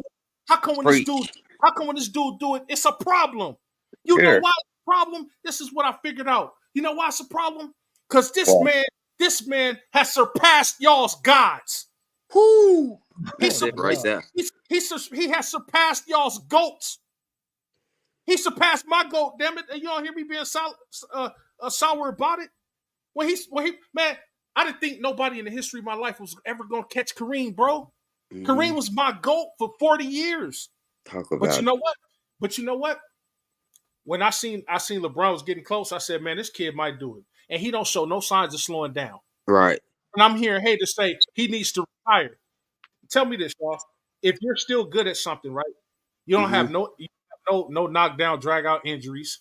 You're still able to put up the numbers, still able to impact the game the way that you, maybe not all the way to the way you used to, but you can still clearly play because you're still in MVP conversations. You're still leading all-star votes at 75 years old. If you can still do that, hate aside, let's be reasonable and rational here. If you can still play anything or do anything at the level that you could do it at, why the hell would you want to retire? Right. That's somebody that sounds like they're scared of him surpassing someone's legacy. That's the whole reason people hate LeBron. Do you know I heard somebody say, I hate LeBron, man, because they kept running out. They give the usual click, copy, paste. They'll be like, oh, he flops. Yeah, so did your boy Jordan. But you wasn't alive to see that. But I was. Jordan used to flop too. So check it out. Why do you hate him? Don't use flopping. Don't use he's 4-6. Don't use jumping teams or whatever the case may be. So why do you hate him? Do you know somebody had the audacity? Somebody had the audacity to tell me, I don't like his politics. I said, wow. There you go. See, this is how you back a mutt hater into a corner. When they ain't got nothing else to say on the court, then they go attack his personal life. And you can't do that. You don't see him out here doing nothing foolish. Mm-hmm. He ain't out here cheating on his wife or leaving his kids behind or doing things like that. He's a very active person in the community. But then when you go to talk about that, they'll say, oh no, keep it on the court. I was trying to keep it on the court. I asked you haters why you hate him. And you can't explain why you hate him. You know why? I'll tell you why. You hate him because some of y'all got Tim Duncan as a GOAT. Some of you got Kobe as a GOAT. Mm-hmm. Jordan as a GOAT. And he surpassed them all respectfully. I am so sorry. But he did. It's nothing to talk about. And guess what? You know another thing? The legacy, the longevity part, they knocked that against him. But let me tell you, longevity is not a knock against him. You know what that is? You know what longevity is, bro? I'm about to tell you right now because you ain't never heard nobody say this take here. You know his longevity, that's not a knock against him. You know what longevity stands for? Consistency. You know why? Because he's done it this long, this great, and no one else has. So how can you knock his? You can't get mad at him for lasting this long and being this great.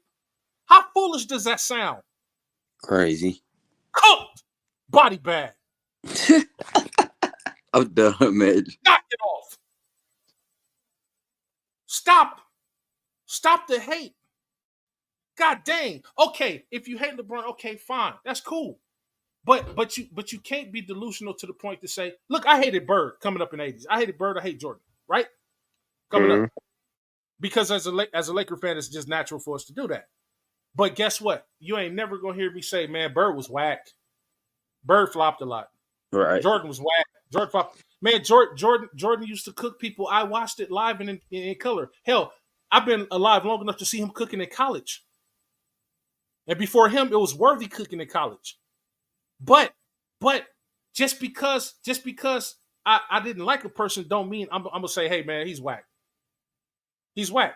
That's like That's like going to like what's that chef? The mean chef. What's his name? Gordon Ramsay. Gordon Ramsay. His kitchen, right? And saying, you know what, man, this steak is horrible. And everybody in the country has given him a 5-star review. Every single person, and I'm the only person in the world that says, hey, man, look, because I don't like his attitude and how he treat people. I hate his steak. Look, I don't care how you treat people, man. Cook my stuff medium rare and give me some Worcestershire sauce, please. I'm not like that, but haters can't do that.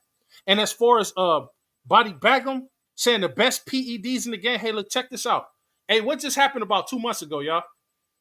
The Olympics, right? The Olympics. The Olympics. How many of you guys ever been overseas or been to an Olympic game or even played sports? But the Olympics is even above the NBA when it comes to testing people. And best believe, if any of those dudes came back dirty, they will not have let them play. That would be a lawsuit unlike the likes you've never seen before. Nobody gets to play, not even LeBron. As powerful as y'all think he might be, nobody's above reproach when it comes to that. Them dudes is not going to change the rules for anybody. I don't care if Jesus went out there and said, hey, man, I'm about to play, but I'm taking PEDs. They'll be like, all right, Lord, you got to sit on the bench. Nobody gets clear to play in the Olympics if they're drugged up. And here's the thing about PEDs, yo. It don't just leave your system. It's not like weed. You know what I'm saying? You can pee it out, whatever the case may be. It stays in your system for a long time. I'm the authority on it. I know. Trust me. Because I'm in that field. When it comes to health and fitness and all of that, that stuff locks in on your DNA. It stays in there for a long time.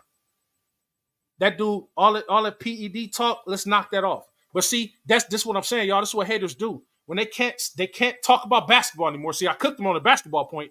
Now they're going to the off the courts. Now you're going to PEDs. How about a person putting $2 million into his body, $1.5 million into his body, taking care of himself, conditioning himself, working hard so that he can continue to play at the level that he's able to play at? How about that? And guess what? If you want to talk about PEDs and enhancements and all of that, they was doing it like 90 going north in the early 90s and the late 80s. Knock it off. So, because if he did it, guess what? Your Precious Jordan did it, and all these other players did it. Ain't nobody saying Tom Brady was doing it, and he played it till he was, what, 45? Mm-hmm. Knock it off. That's somebody putting money and time into their body. You know how I know that to be true as well? I'm going to tell you something. This is going to be a little personal. Everybody knows I'll be 50 years old next year. I'm still stronger, faster, more energetic than people half my age. And I ain't never took a PED drug enhancement in my life. You know what I did?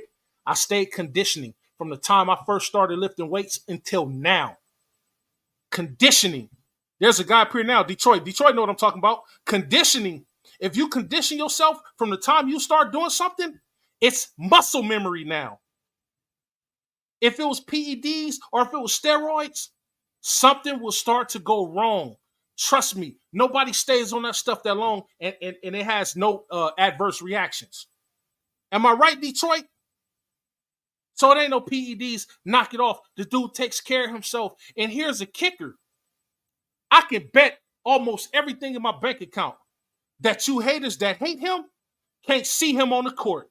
Not even at his age, even if he twice your age.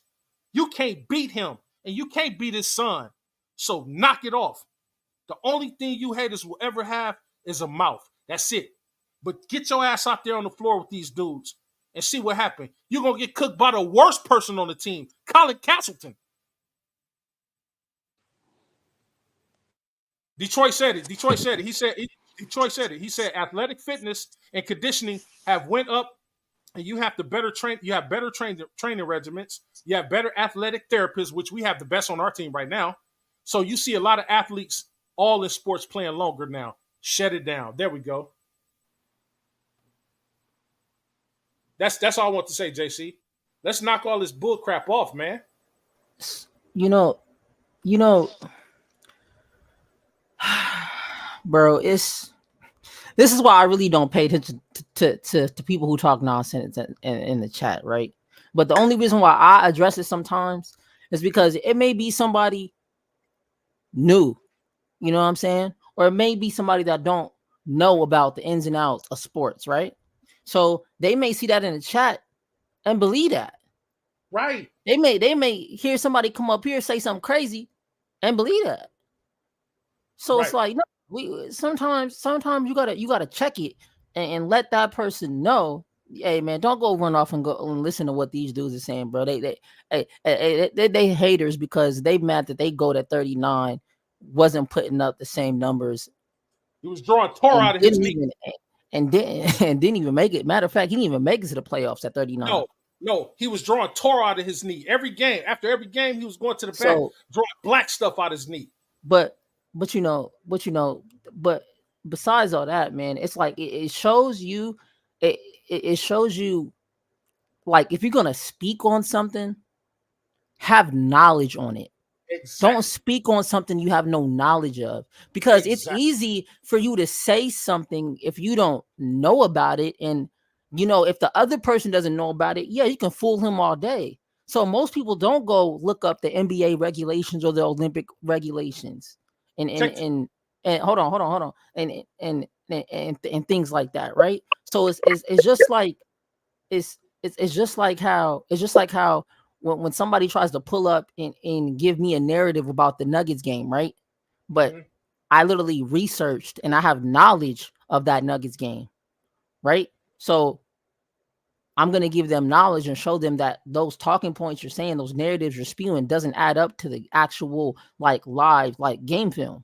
So for the ones that keep saying, oh, LeBron don't pass the rock, and it's like, bro, do y'all even watch the game? Like, do you watch the game? Right. So go ahead, Major. I didn't mean to cut you off. No. I didn't want to cut you off while you was cooking. I'm gonna say this, and then I'm gonna leave this dude alone because I feel like I don't want to seem like I'm getting too emotional. Y'all know I hate being emotional. That's not me. Right. I'm gonna say this, and then I'm gonna let my pit bulls over here cook your ass. Bro called me a LeBron hater. I've watched more LeBron games than you. See, that's the problem right there. You said you watch more LeBron games than me. I don't know how old you are, but I've watched more basketball than you. I didn't just watch just LeBron.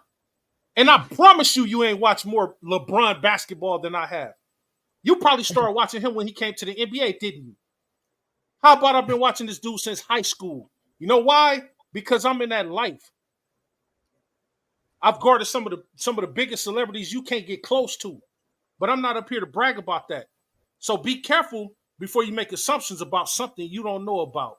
Now, I don't want to talk to you no more. I'm going to let everybody else cook your ass. I don't want to talk to you no more. Hey, Major. Hey, Major. That's like saying I only watch Austin Reeves play. Why they not passing the ball to Austin Reeves every possession? Exactly. Why they ball hogging from Austin Reeves? Well, maybe if you stop watching Austin Reeves so much, you could watch the entire team. Exactly. But if you just so focused on one player, you just so focused. Man, you better be careful, man. I'm not a regular dude up here. I'm not just a fan, bro. But carry on though. I know you don't know that, so I'm gonna cut you some slack. He's saying it don't cost that much to be healthy, but it's like, bro, look at he's in a different. Hey, I'm never ever trying to get personal with anybody. I don't know your tax bracket, sir, in the chat. But one thing I'm gonna say is I see LeBron's tax bracket. Oh right? Yeah. And so that tells me, why would he not spend that kind of money on trainers and chefs and nutritionists Think that's cheap? You think making meal plans for an entire year is cheap? You think having your own, going to different gyms and getting some of the best trainers to help you elevate your muscles, you think that's cheap? That's facts. That's facts. It don't cost that much to be healthy. It's crazy. But it's okay though. You can say that. Maybe to you it don't cost that much, right? Because you got your own. Now watch what I say. He has his own diet, his own preparation. Ain't got Right. nothing to do with LeBron's preparation. So if LeBron want to spend 1.5, 2 million, 3 million on his body because he feels like that's enough for him, then that's what he's gonna do. If you want to spend, if your preparation is $50, $100, $200, $1,000, 50,000, however much you spend it on your body, if that's enough for you, that's enough for you. You see what I'm saying? It's your own thing. And that's why I also like when Major said his GOAT. He didn't say the GOAT. He didn't say the ultimate GOAT, just his GOAT to what he thought to him. And I think what a lot of people try to do is they try to make their opinions become a universal fact. But the one thing I love about a fact is the fact can't be drowned out by an opinion. So you can hate on LeBron all day. And I mean, that's like an opinion, right? Most of the time, right? It's usually never embedded in fact, right? But then when you go pull up the stats or you pull up the game film, that's a fact. You can't debate a stat. You just can't do it. It's a recorded, it's a recorded process of what actually happened to the game. So when people try to tell me stats don't matter, it's like, then we shouldn't even record the stats then, bro. How are you going to know how many shots he missed if nobody records it? If nobody knows? Then we might as well not care about Wilt's 100-point game. Then we should just not know how many field goals he scored. We're just gonna just let them say, yeah, he scored 100 points. But what about that one dude in the crowd that's like, hey, but like, what was his field goal percentage? Because that matters. How are coaches gonna game plan and scout report against other teams if there's no stats? What are we gonna be looking at? We just all just gonna be winging it like Darvin Ham and just, hey guys, just go out there and play. Right. No. Stats matter. All these things matter. So it's crazy to me how these dudes be like, oh, stats don't matter. I seen it with my eyes. Well, It's like, bro, you can see what you want to see, but the stats are gonna tell you right there what happened. Yep. And now they got matchup stats where they break it down in very expansive detail on how long that person was being defended by said player, the field goal percentage, the shots put up against that player. So it's way more detailed. So now you don't gotta just depend on your eye test. Now you have stats to fall back to support your case if you're trying to debate with somebody. But all these dudes, man, they just talk narratives. You notice none of the haters said anything about ball. You noticed that, right?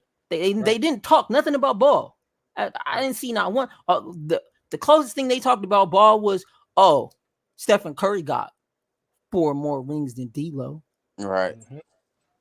Come on, bro. When that point gets cooked, they gotta start traveling for others. You know what's funny? You know the greatest thing I saw yesterday?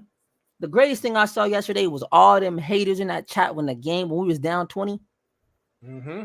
And they was cooking the chat bad. Oh, what's this defense you're talking about? Now, I'm trying to explain to them the defense, but they're not getting it because they're not seeing it, right?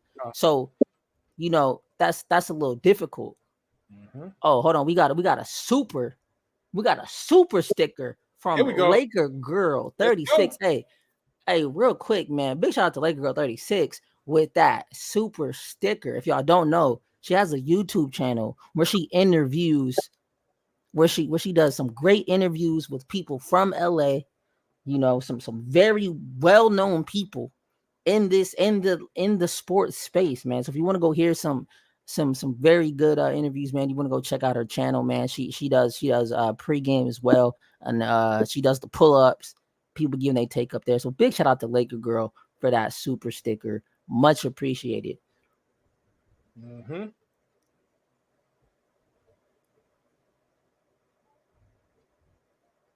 Appreciate that.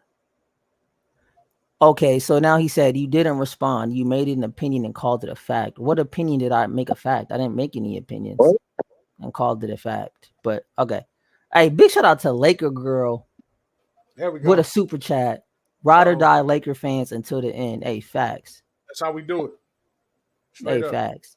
Now see, Body want to continue on stuff that's not basketball related. So I'm gonna just go ahead and just not pay no attention to him because he's not speaking basketball. But anybody in the chat that want to discuss basketball, you got a basketball question, hey, by all means, hey, put it in the chat. We'll respond to it if we see it. Right. Hey, I have a question for y'all. Okay, Steve. I peep what you're saying, bro. I just read it wrong. I peep it, Steve. Hey, but go ahead, Joe. What you gonna say? So, because I was looking at this earlier, but let's say JV, right? Jonas Valanciunas. Mm-hmm. Would you Right. guys feel comfortable giving up Hayes, Reddish, Max Lewis, and let's say maybe, dang, we had to give up one more. Because I'm not trying to give up, all our players for real. But Yeah. if it was JHS, would you do it? Oh yeah. Yeah. For Valanciunas, Yeah. say that again. Say it again. You got Reddish, Uh-huh. Hayes, Mm-hmm. Maxwell Lewis, and JHS. Well, if you add all those guys together, I think Valanciunas, I think he averages more than them or around what they would average. So yeah, I'm kidding. Facts. he's a true big. I heard somebody in the chat say we need a true big with weight to them, Yeah.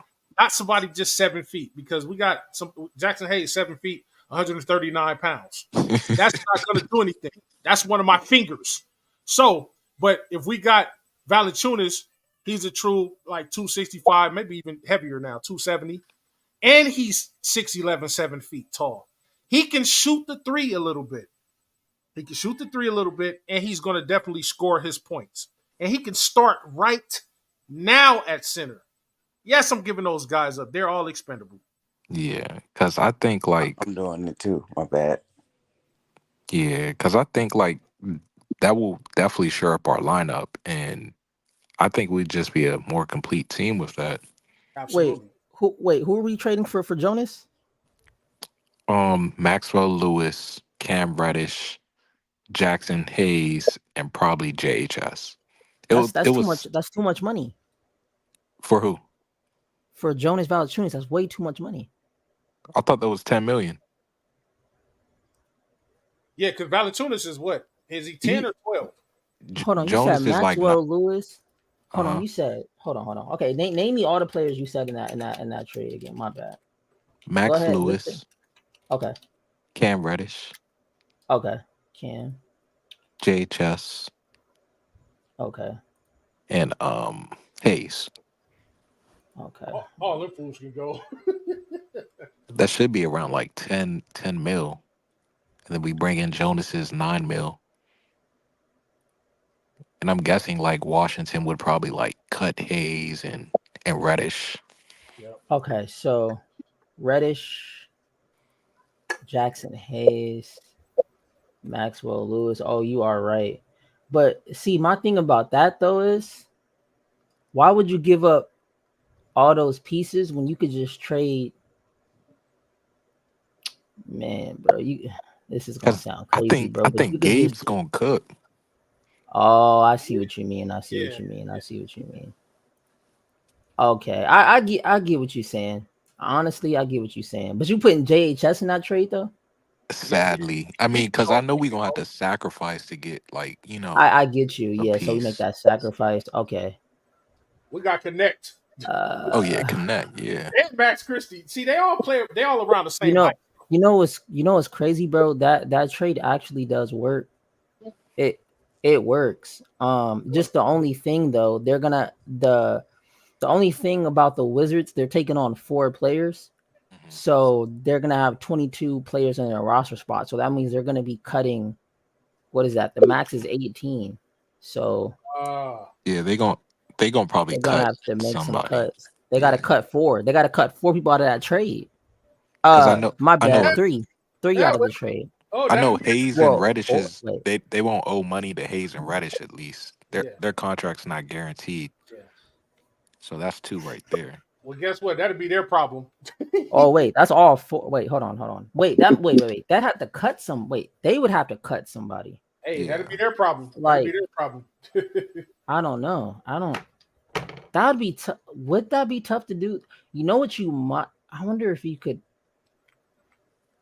Dang, because if you waive him, you're not get that money's gonna be on your books.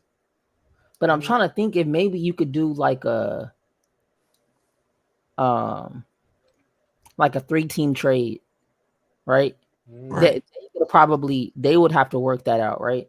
Work whatever out with it would look like it would have to be a 3-team trade. Yeah. Maybe would you give a pick? Would you put a pick, or you think would you put a pick for Valanciunas? I'm sending both of the 20-25 seconds. Yeah, they Because I can think have. we Okay. have 2. Yeah, they can have them. So I don't really care about picks over here anyway, like that. I don't. So if we trade those 4 players, right? JHS, Maxwell Lewis, Jackson Hayes, Cam Reddish, that puts our roster spot at 15. So that means we got 3 open spots. JC. Yeah. And then who knows? Koloko, he might, be cleared. So I think they'll promote him to the active. So we'll still have 2 spots probably. So 2 spots, right? Okay. Yeah. I'm with it. I'm with it, bro. You right. That's a bona fide center with the size and girth we need, and we already hear about the Lakers. Rob Pelinka and them have acknowledged that behind closed doors. Hey, we really do need that center with some size. AD can't be the heaviest person on the team. and I'm not trying to body bag him. I'm not trying to trade D'Lo, man. That's gonna be a lot of chemistry going out the window. Like people not looking at how the offense is being ran. He's a big part of our offense. Would you trade Vando straight up for Valanciunas? Yes. With the 2 picks? Yes. Yes. Oof, At this point, that's tough. At this point, yes. Yes. I'm sorry. If he's in and out of games, yeah, he gotta go. You gotta go. Yes. I would do it. At this point, JC, at first I was like, nah. Remember, he wasn't expendable to us, but now it's like, no, I've seen enough, bro. Like, yeah, and the trade works too. You can trade them straight up. Yeah. They'll take Vando. It doesn't impact.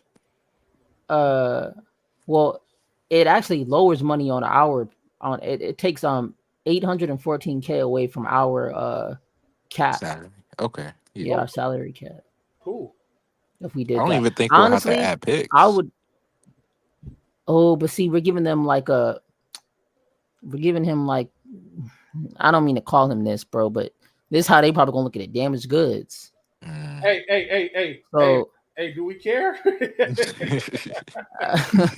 I don't care. That's their problem.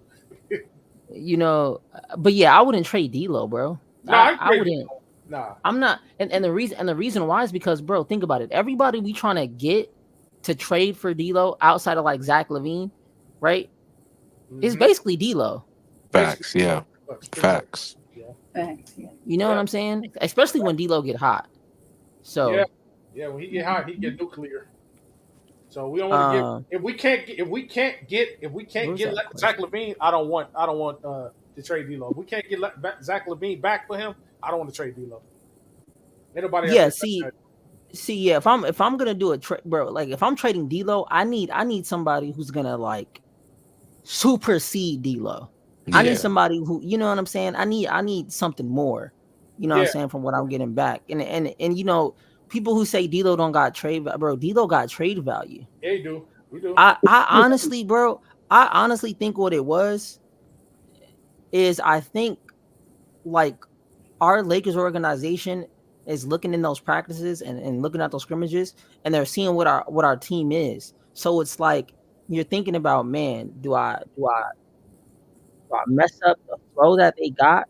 Maybe move 3 or 4 pieces and we go grab that piece, and then now that new person that comes in, they got to learn the system, Right. But I mean, if it's somebody like Zach LaVine, yeah, man, I'm all for it. Hell yeah, because I'm all for it. That's threes. That's athleticism. Like, because he's a multi-level scorer. Because with, let's say you got Zach, you got now in my case scenario, I would love to do like Austin Reeves instead of D'Lo. Me too. But because I would love to see D'Lo hot from the 3. Then you got Zach cooking Oh, And then that you got AD, that'd be deadly. LeBron, and Dalton Connect, bro. That'd be deadly. That'd be deadly, JC. Don't. That'd be deadly. But That's a see, different squad. my thing But is, I want that too. But my thing is because I know that he's not an option to give up. They're not going to right, give him up. Then I don't even like talking about it, bro. We got to stick this dude yeah, out. Pause. Yeah. yeah. And bro, and I mean, D'Lo's not a bad player, man. He improved last year. I mean, he shot the most threes, bro, for our franchise. He made Yeah, the he most did. threes. He did. So He did. I don't see what the problem is, man. And like I said, D'Lo improved in that playoffs, and with this new coach, bro, like this coach is like taking his time with these players, bro. Like Yeah, he is. just getting a personal relationship with these players. That's such a good leadership ability to have, to be personal with people, because that's a hard thing to do. That's a hard thing to do, to be personal, then at the same time understanding like I'm your coach, but Yeah, you know these players are humans, they're not robots, you know what I'm saying? And absolutely. D'Lo honestly just has to be in a space where he's comfortable and where he's heard. You know what I'm saying? I think that's all it is, and that's simple.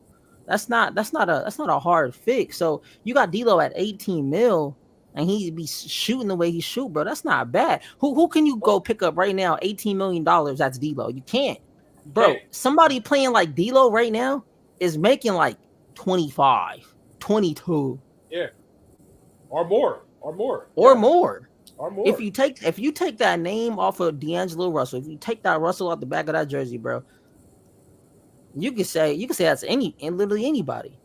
Facts. Yeah, that's why I'm not knocking him, man. That's why I'm like, wait and see, man. Yeah, just wait and see. But When he go nuclear, don't come back when he hit but 7 threes in a row. but I do think though. I think eventually, I think JJ Redick is gonna see that somebody's got to get put down on that bench, because, bro, Rui's sometimes, bro, it's the liability out there on defense, man. She is. You know, and D'Lo's trying. Austin Reeves is trying. I seen little improvements. I'm seeing that they're trying on defense more than what they did last year. Just off the small sample size. I'm gonna see how it plays out tomorrow. Mm-hmm. But remember I was telling y'all, bro. I said this in one of my takes, one of the live streams. What people lacked in last year, look for some improvements. Some, not knock down, drag out improvements right away, but look for some of those improvements. You think D'Lo and Austin Reeves wasn't in there saying, you know what, man, we know we need to be better defenders, so that's what we're gonna work on. We could both shoot the three a little bit, so let's work on our weaknesses and try to bolster them. I mean, we can shoot the threes all day long with our eyes closed, but let's play defense Yeah, now. Let's at least give effort, and that's what I saw. Effort. yeah. Yep. No, it was, bro. I'm not gonna lie. When I was commentating, bro, I was shocked, bro. I like double. I mean, y'all heard me. I had to double take sometimes because I'm like, wait, hold on, he scored that. Right. I'm like, bro, what? Right. I'm sitting there like I couldn't believe it, bro. I'm like, nah, these dudes is shifting around, bro. Right. Right. I love to see it. So now with LeBron out there, AD out there, and just to let everybody know, man, LeBron will be playing some off ball, Yeah. Facts. and it's probably gonna be in spurts.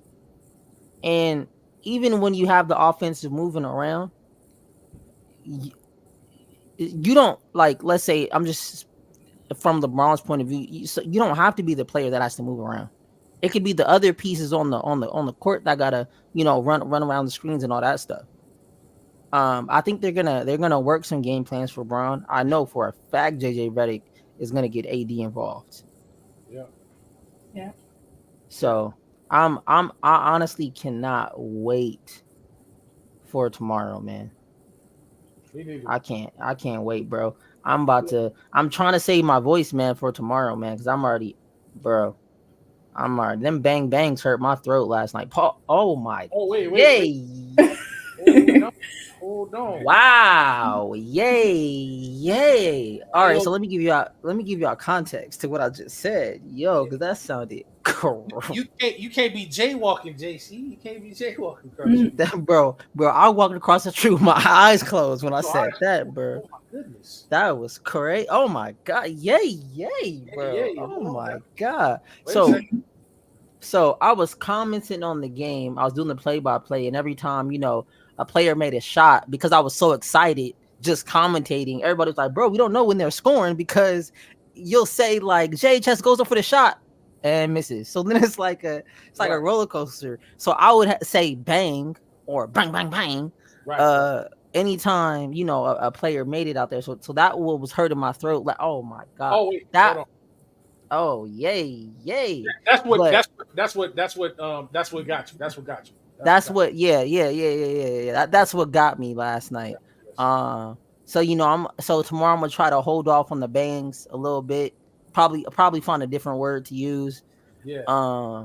Say but money. I'm still money. Oh yeah, money. Yeah. But I'm gonna still give it that energy, man. I'm gonna do my best to save my voice throughout the day. Yeah, so that I could be prepared, man. And yeah, bro, I'm so, bro, like, and I know it's just preseason, bro, but I'm just glad that Lakers basketball is back, man.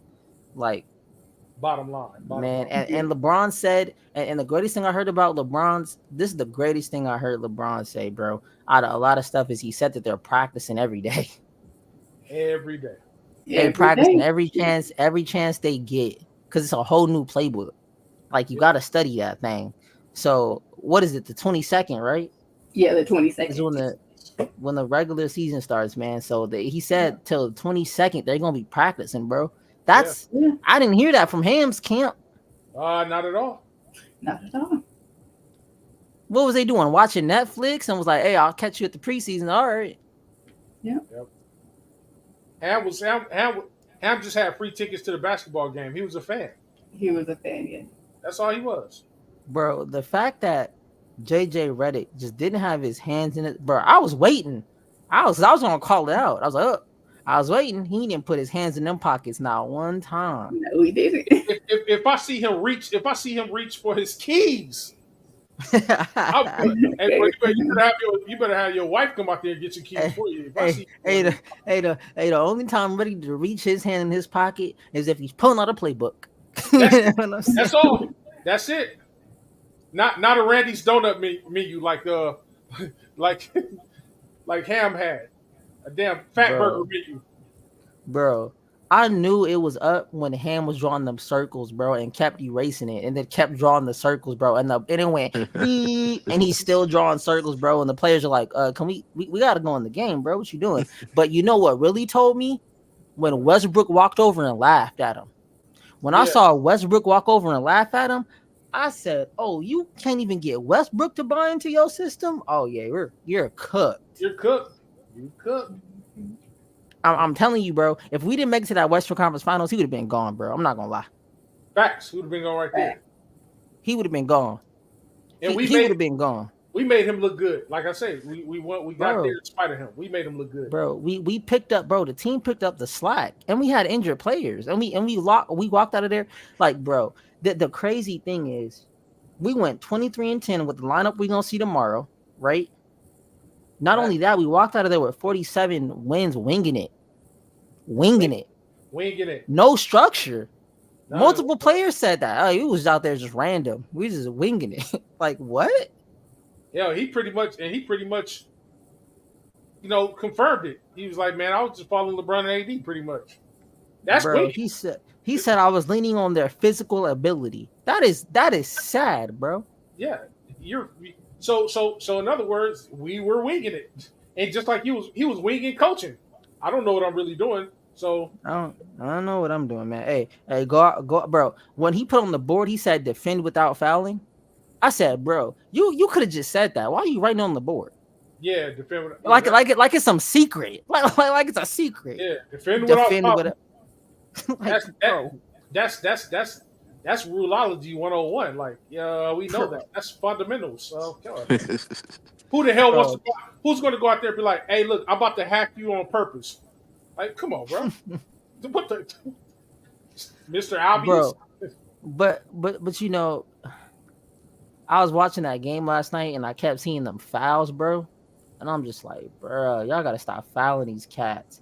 Yeah, But then when they got that lead back, I'm like, it ain't even the fouls. And then I saw them dudes shooting them threes, and I said, well,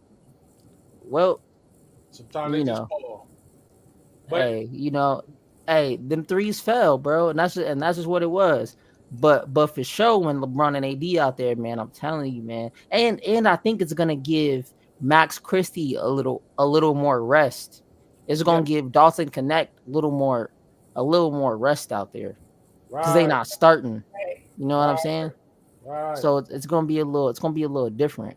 You're gonna see them fresh legged out there. Yeah. Right, Yeah. right. But yeah, let me get y'all final takes. I feel like we should y'all feel like y'all want to go to the Bat Cave? What y'all feeling? Yeah, we can get some final Yeah, takes. yeah, Yeah, yeah, we can hear some final Some takes. final takes. yeah. Okay, cool. Yeah. H Davis, let me get your final takes, man. H. Hey, Davis. going once, going twice. All right. Hey, Joe, you there? Yeah, I'm here. Hey, can I get your final takes, man? Just on anything, whether preseason, just any final take you want to let the people of Lakers in 5 know, man. Um, I'm gonna go into Bronny. Uh, Okay. so I think Bronny he definitely belongs in this league. Yeah, Um, he does. I was watching like I had a rewatch. I feel like he knows his shot. It's just his confidence. Once he gets his confidence, he's gonna be fine. But Mhm. until then, I would just learn how to draw some fouls. Because if you learn how to draw some fouls, get to shoot some free throws, um, and not only that, you're gonna learn automatically like how to drive. Right, Not this summer, but next summer, I would probably hook up with maybe James Harden or DeMar DeRozan, like all those people down in SoCal that know how to draw fouls. Even LeBron knows how to draw some fouls, but he's right. gonna get his assist. His defense is gonna be fine. So Hmm. I mean, I really could see Bronny at some point averaging like maybe 12, 5, and 5, and that'll honestly make him stick around in the league. As a premier role player. Right, Even as a backup point guard. But right, yeah, I'm very encouraged by Bronny. right. Appreciate those final thoughts. Lewis, you there, brother? Yes, sir. Yes, sir. Let me get your bro. Let me get your final takes, man. I wasn't ready for you to say it like that, bro. Let me get your final takes, man. Yeah, it's all good. It's all good. Man, my final cake, man. One thing is just watch and see what the Lakers gonna do this season. Two, for all y'all haters out there, man, just stop hating on the Lakers, man, and just be thankful that we got basketball to watch. You know what I'm saying?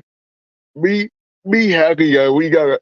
Well, I know our squad is ready and pumped and ready to go.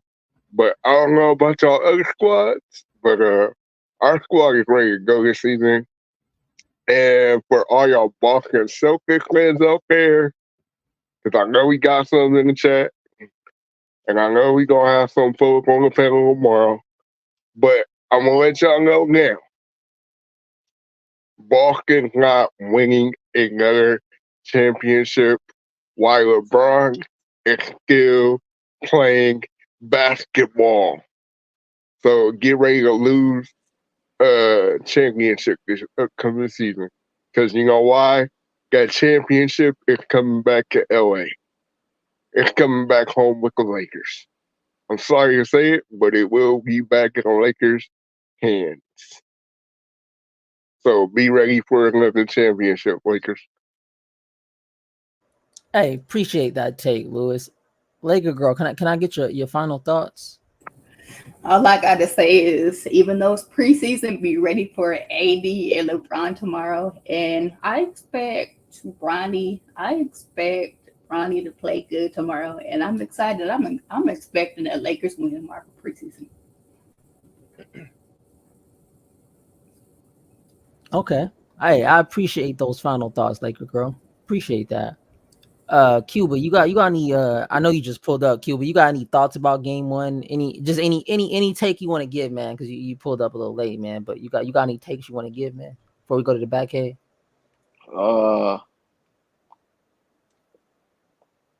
Yeah, get back to me.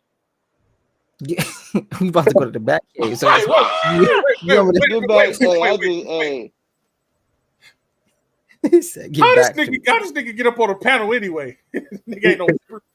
Get your ass out here. I let him. I'm I kidding, let man. him. Hey, Let me look, go. I'm kidding. And then, like I said, man, Yeah. Dalton Connect was the best damn player, and that's what you gotta know. Okay. Nah, Like, that's Venom. I'm kidding. It was Spider-Man. I got the wrong white boy right. Hold on. It was Austin Reeves. Austin Reeves was it, man. 7 okay. assists, 3 steals, 5 rebounds. Maybe even though he shot bad, 10 for 10 from the free throw line. Like, and look, the man was aggressive, man. Look, man, I'll Facts. tell you, you got Spider-Man and Venom on the same team. Utilize it. They gonna start shooting Hey. out webs. Whoa. Hey. Oh yeah. No, I really do think I think Austin Reeves is like Tobey Maguire, and I think Dalton Connect is like the Venom Spider-Man. You know what I'm saying? When Spider-Man got a taste of the Wow. yeah. Wait, God. bro. Damn. Yeah, bro. Oh, Hey, boy. hey, Whoa. hey, Major. Hey, Major. Let's Nah, hey, you get your can't recover from that, nigga. hey, Major. Let's get your final thoughts, man. He said a taste. You know, I have to go with what Joe said, man. I'm gonna stay on Bronny with this one because Bronny shows promise, and yes, Joe's right. He does belong in the league. The fact that he got out there on the court, he didn't seem jittery.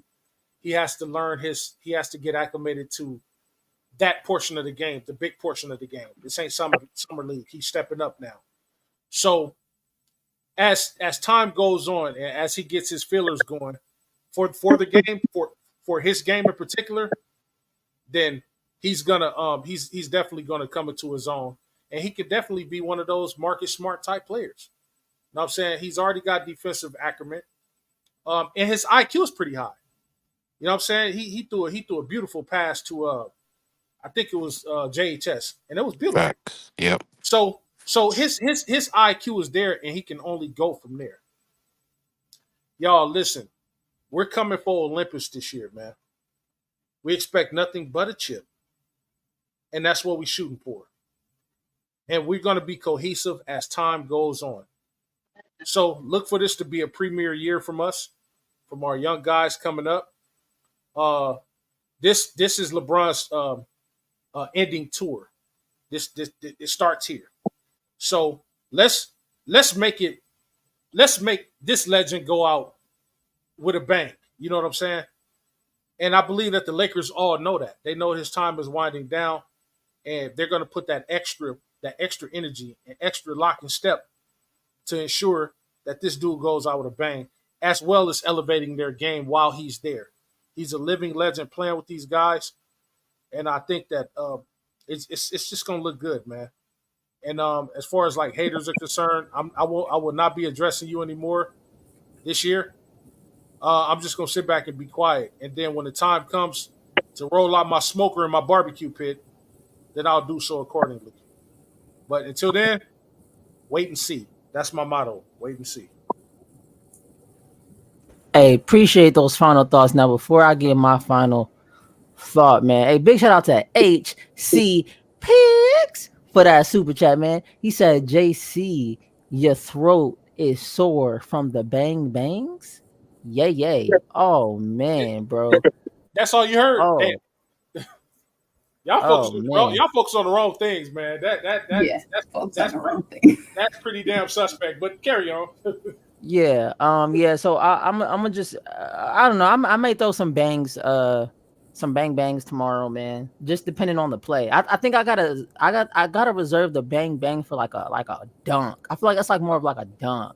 Right. You know what Yeah. I'm saying? Or just a nasty 3-point shot. I feel like that's when the bangs are gonna happen. Hey, So yo, who what's the up? hell you think you are, man? John Witherspoon, nigga? Yeah, I'm the My NBA John love going Witherspoon. bang, bang, bang. Oh my Good. Oh man, I'm trying to be the John Morant, you know what I'm saying? But if you know, you know what I'm saying? But no, my final thoughts is, man, I just hope the team comes into that game 2, game 3, game 4, game 5, game 6 preseason and just keep that same energy. And I hope it all translates to regular season and they just keep that same energy. I hope Bronny just, when he gets that PT, that he holds that head up high and he just, plays his hardest. I hope JHS just keeps that confidence, you know what I'm saying, and just keep shooting it, bro. If you're in rhythm, hey, let it fly. I want D'Lo to be more aggressive at that 3-point line. I want D'Lo to take it to the hole a little bit, you know what I'm saying? Pause. Yay. My God. Austin Austin Reeves. I want Austin Reeves. Honestly, this is gonna sound crazy for me to say. I want Austin Reeves to be Austin Reeves with just a little more aggression. Well, not aggression, but a little more oomph on defense. You know what I'm saying? So just a little bit more oomph. I want Max Christie to just be Max Christie, man. Like for real, just be Max Christie. Dalton Connect, Dalton Connect is Dalton. You know what I'm saying? Dalton gonna do what Dalton does. Facts. You know. So shout out to Dalton, man. He's gonna be a huge impact for our squad, man. I can't wait till Koloko gets cleared. I'm gonna love to see Koloko and AD play together when Christian Wood come back. Vando, hopefully. So yeah.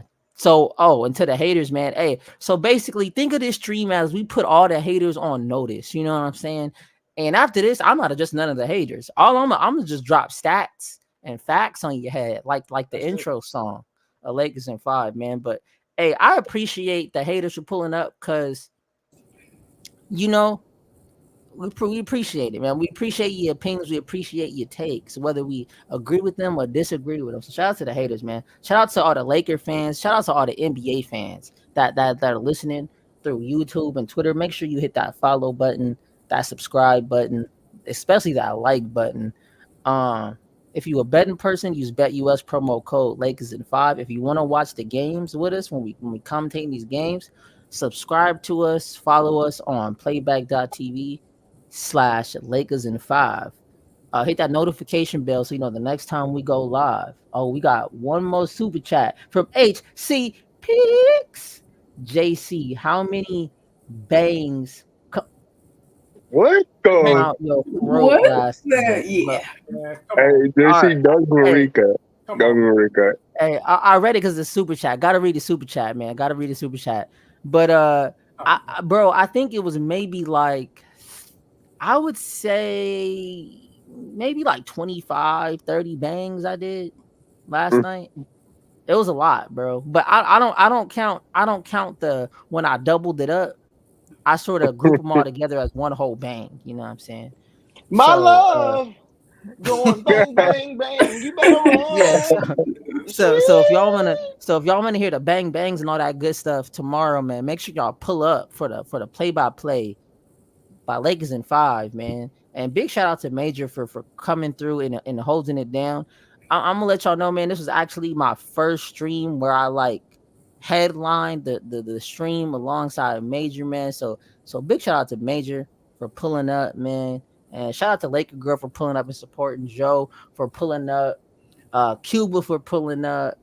I know I forgot you the last time, brother. My bad about that. Yeah, that's right, man. You better say it now, man. Yeah. Yeah. Hey, look, man, you can't be saying them bangs. Now you starting to sound like Mick Foley all of a sudden. Oh, damn. And big shout out to Lewis for pulling up, man. Hey, No I be problem. appreciating y'all takes, man. And I think the listeners appreciate it. You know what I'm saying? I think the haters appreciate it too, because they gonna go to sleep tonight and then they gonna wake up tomorrow and then they gonna get ready for the game and then they gonna be like, man, they was right.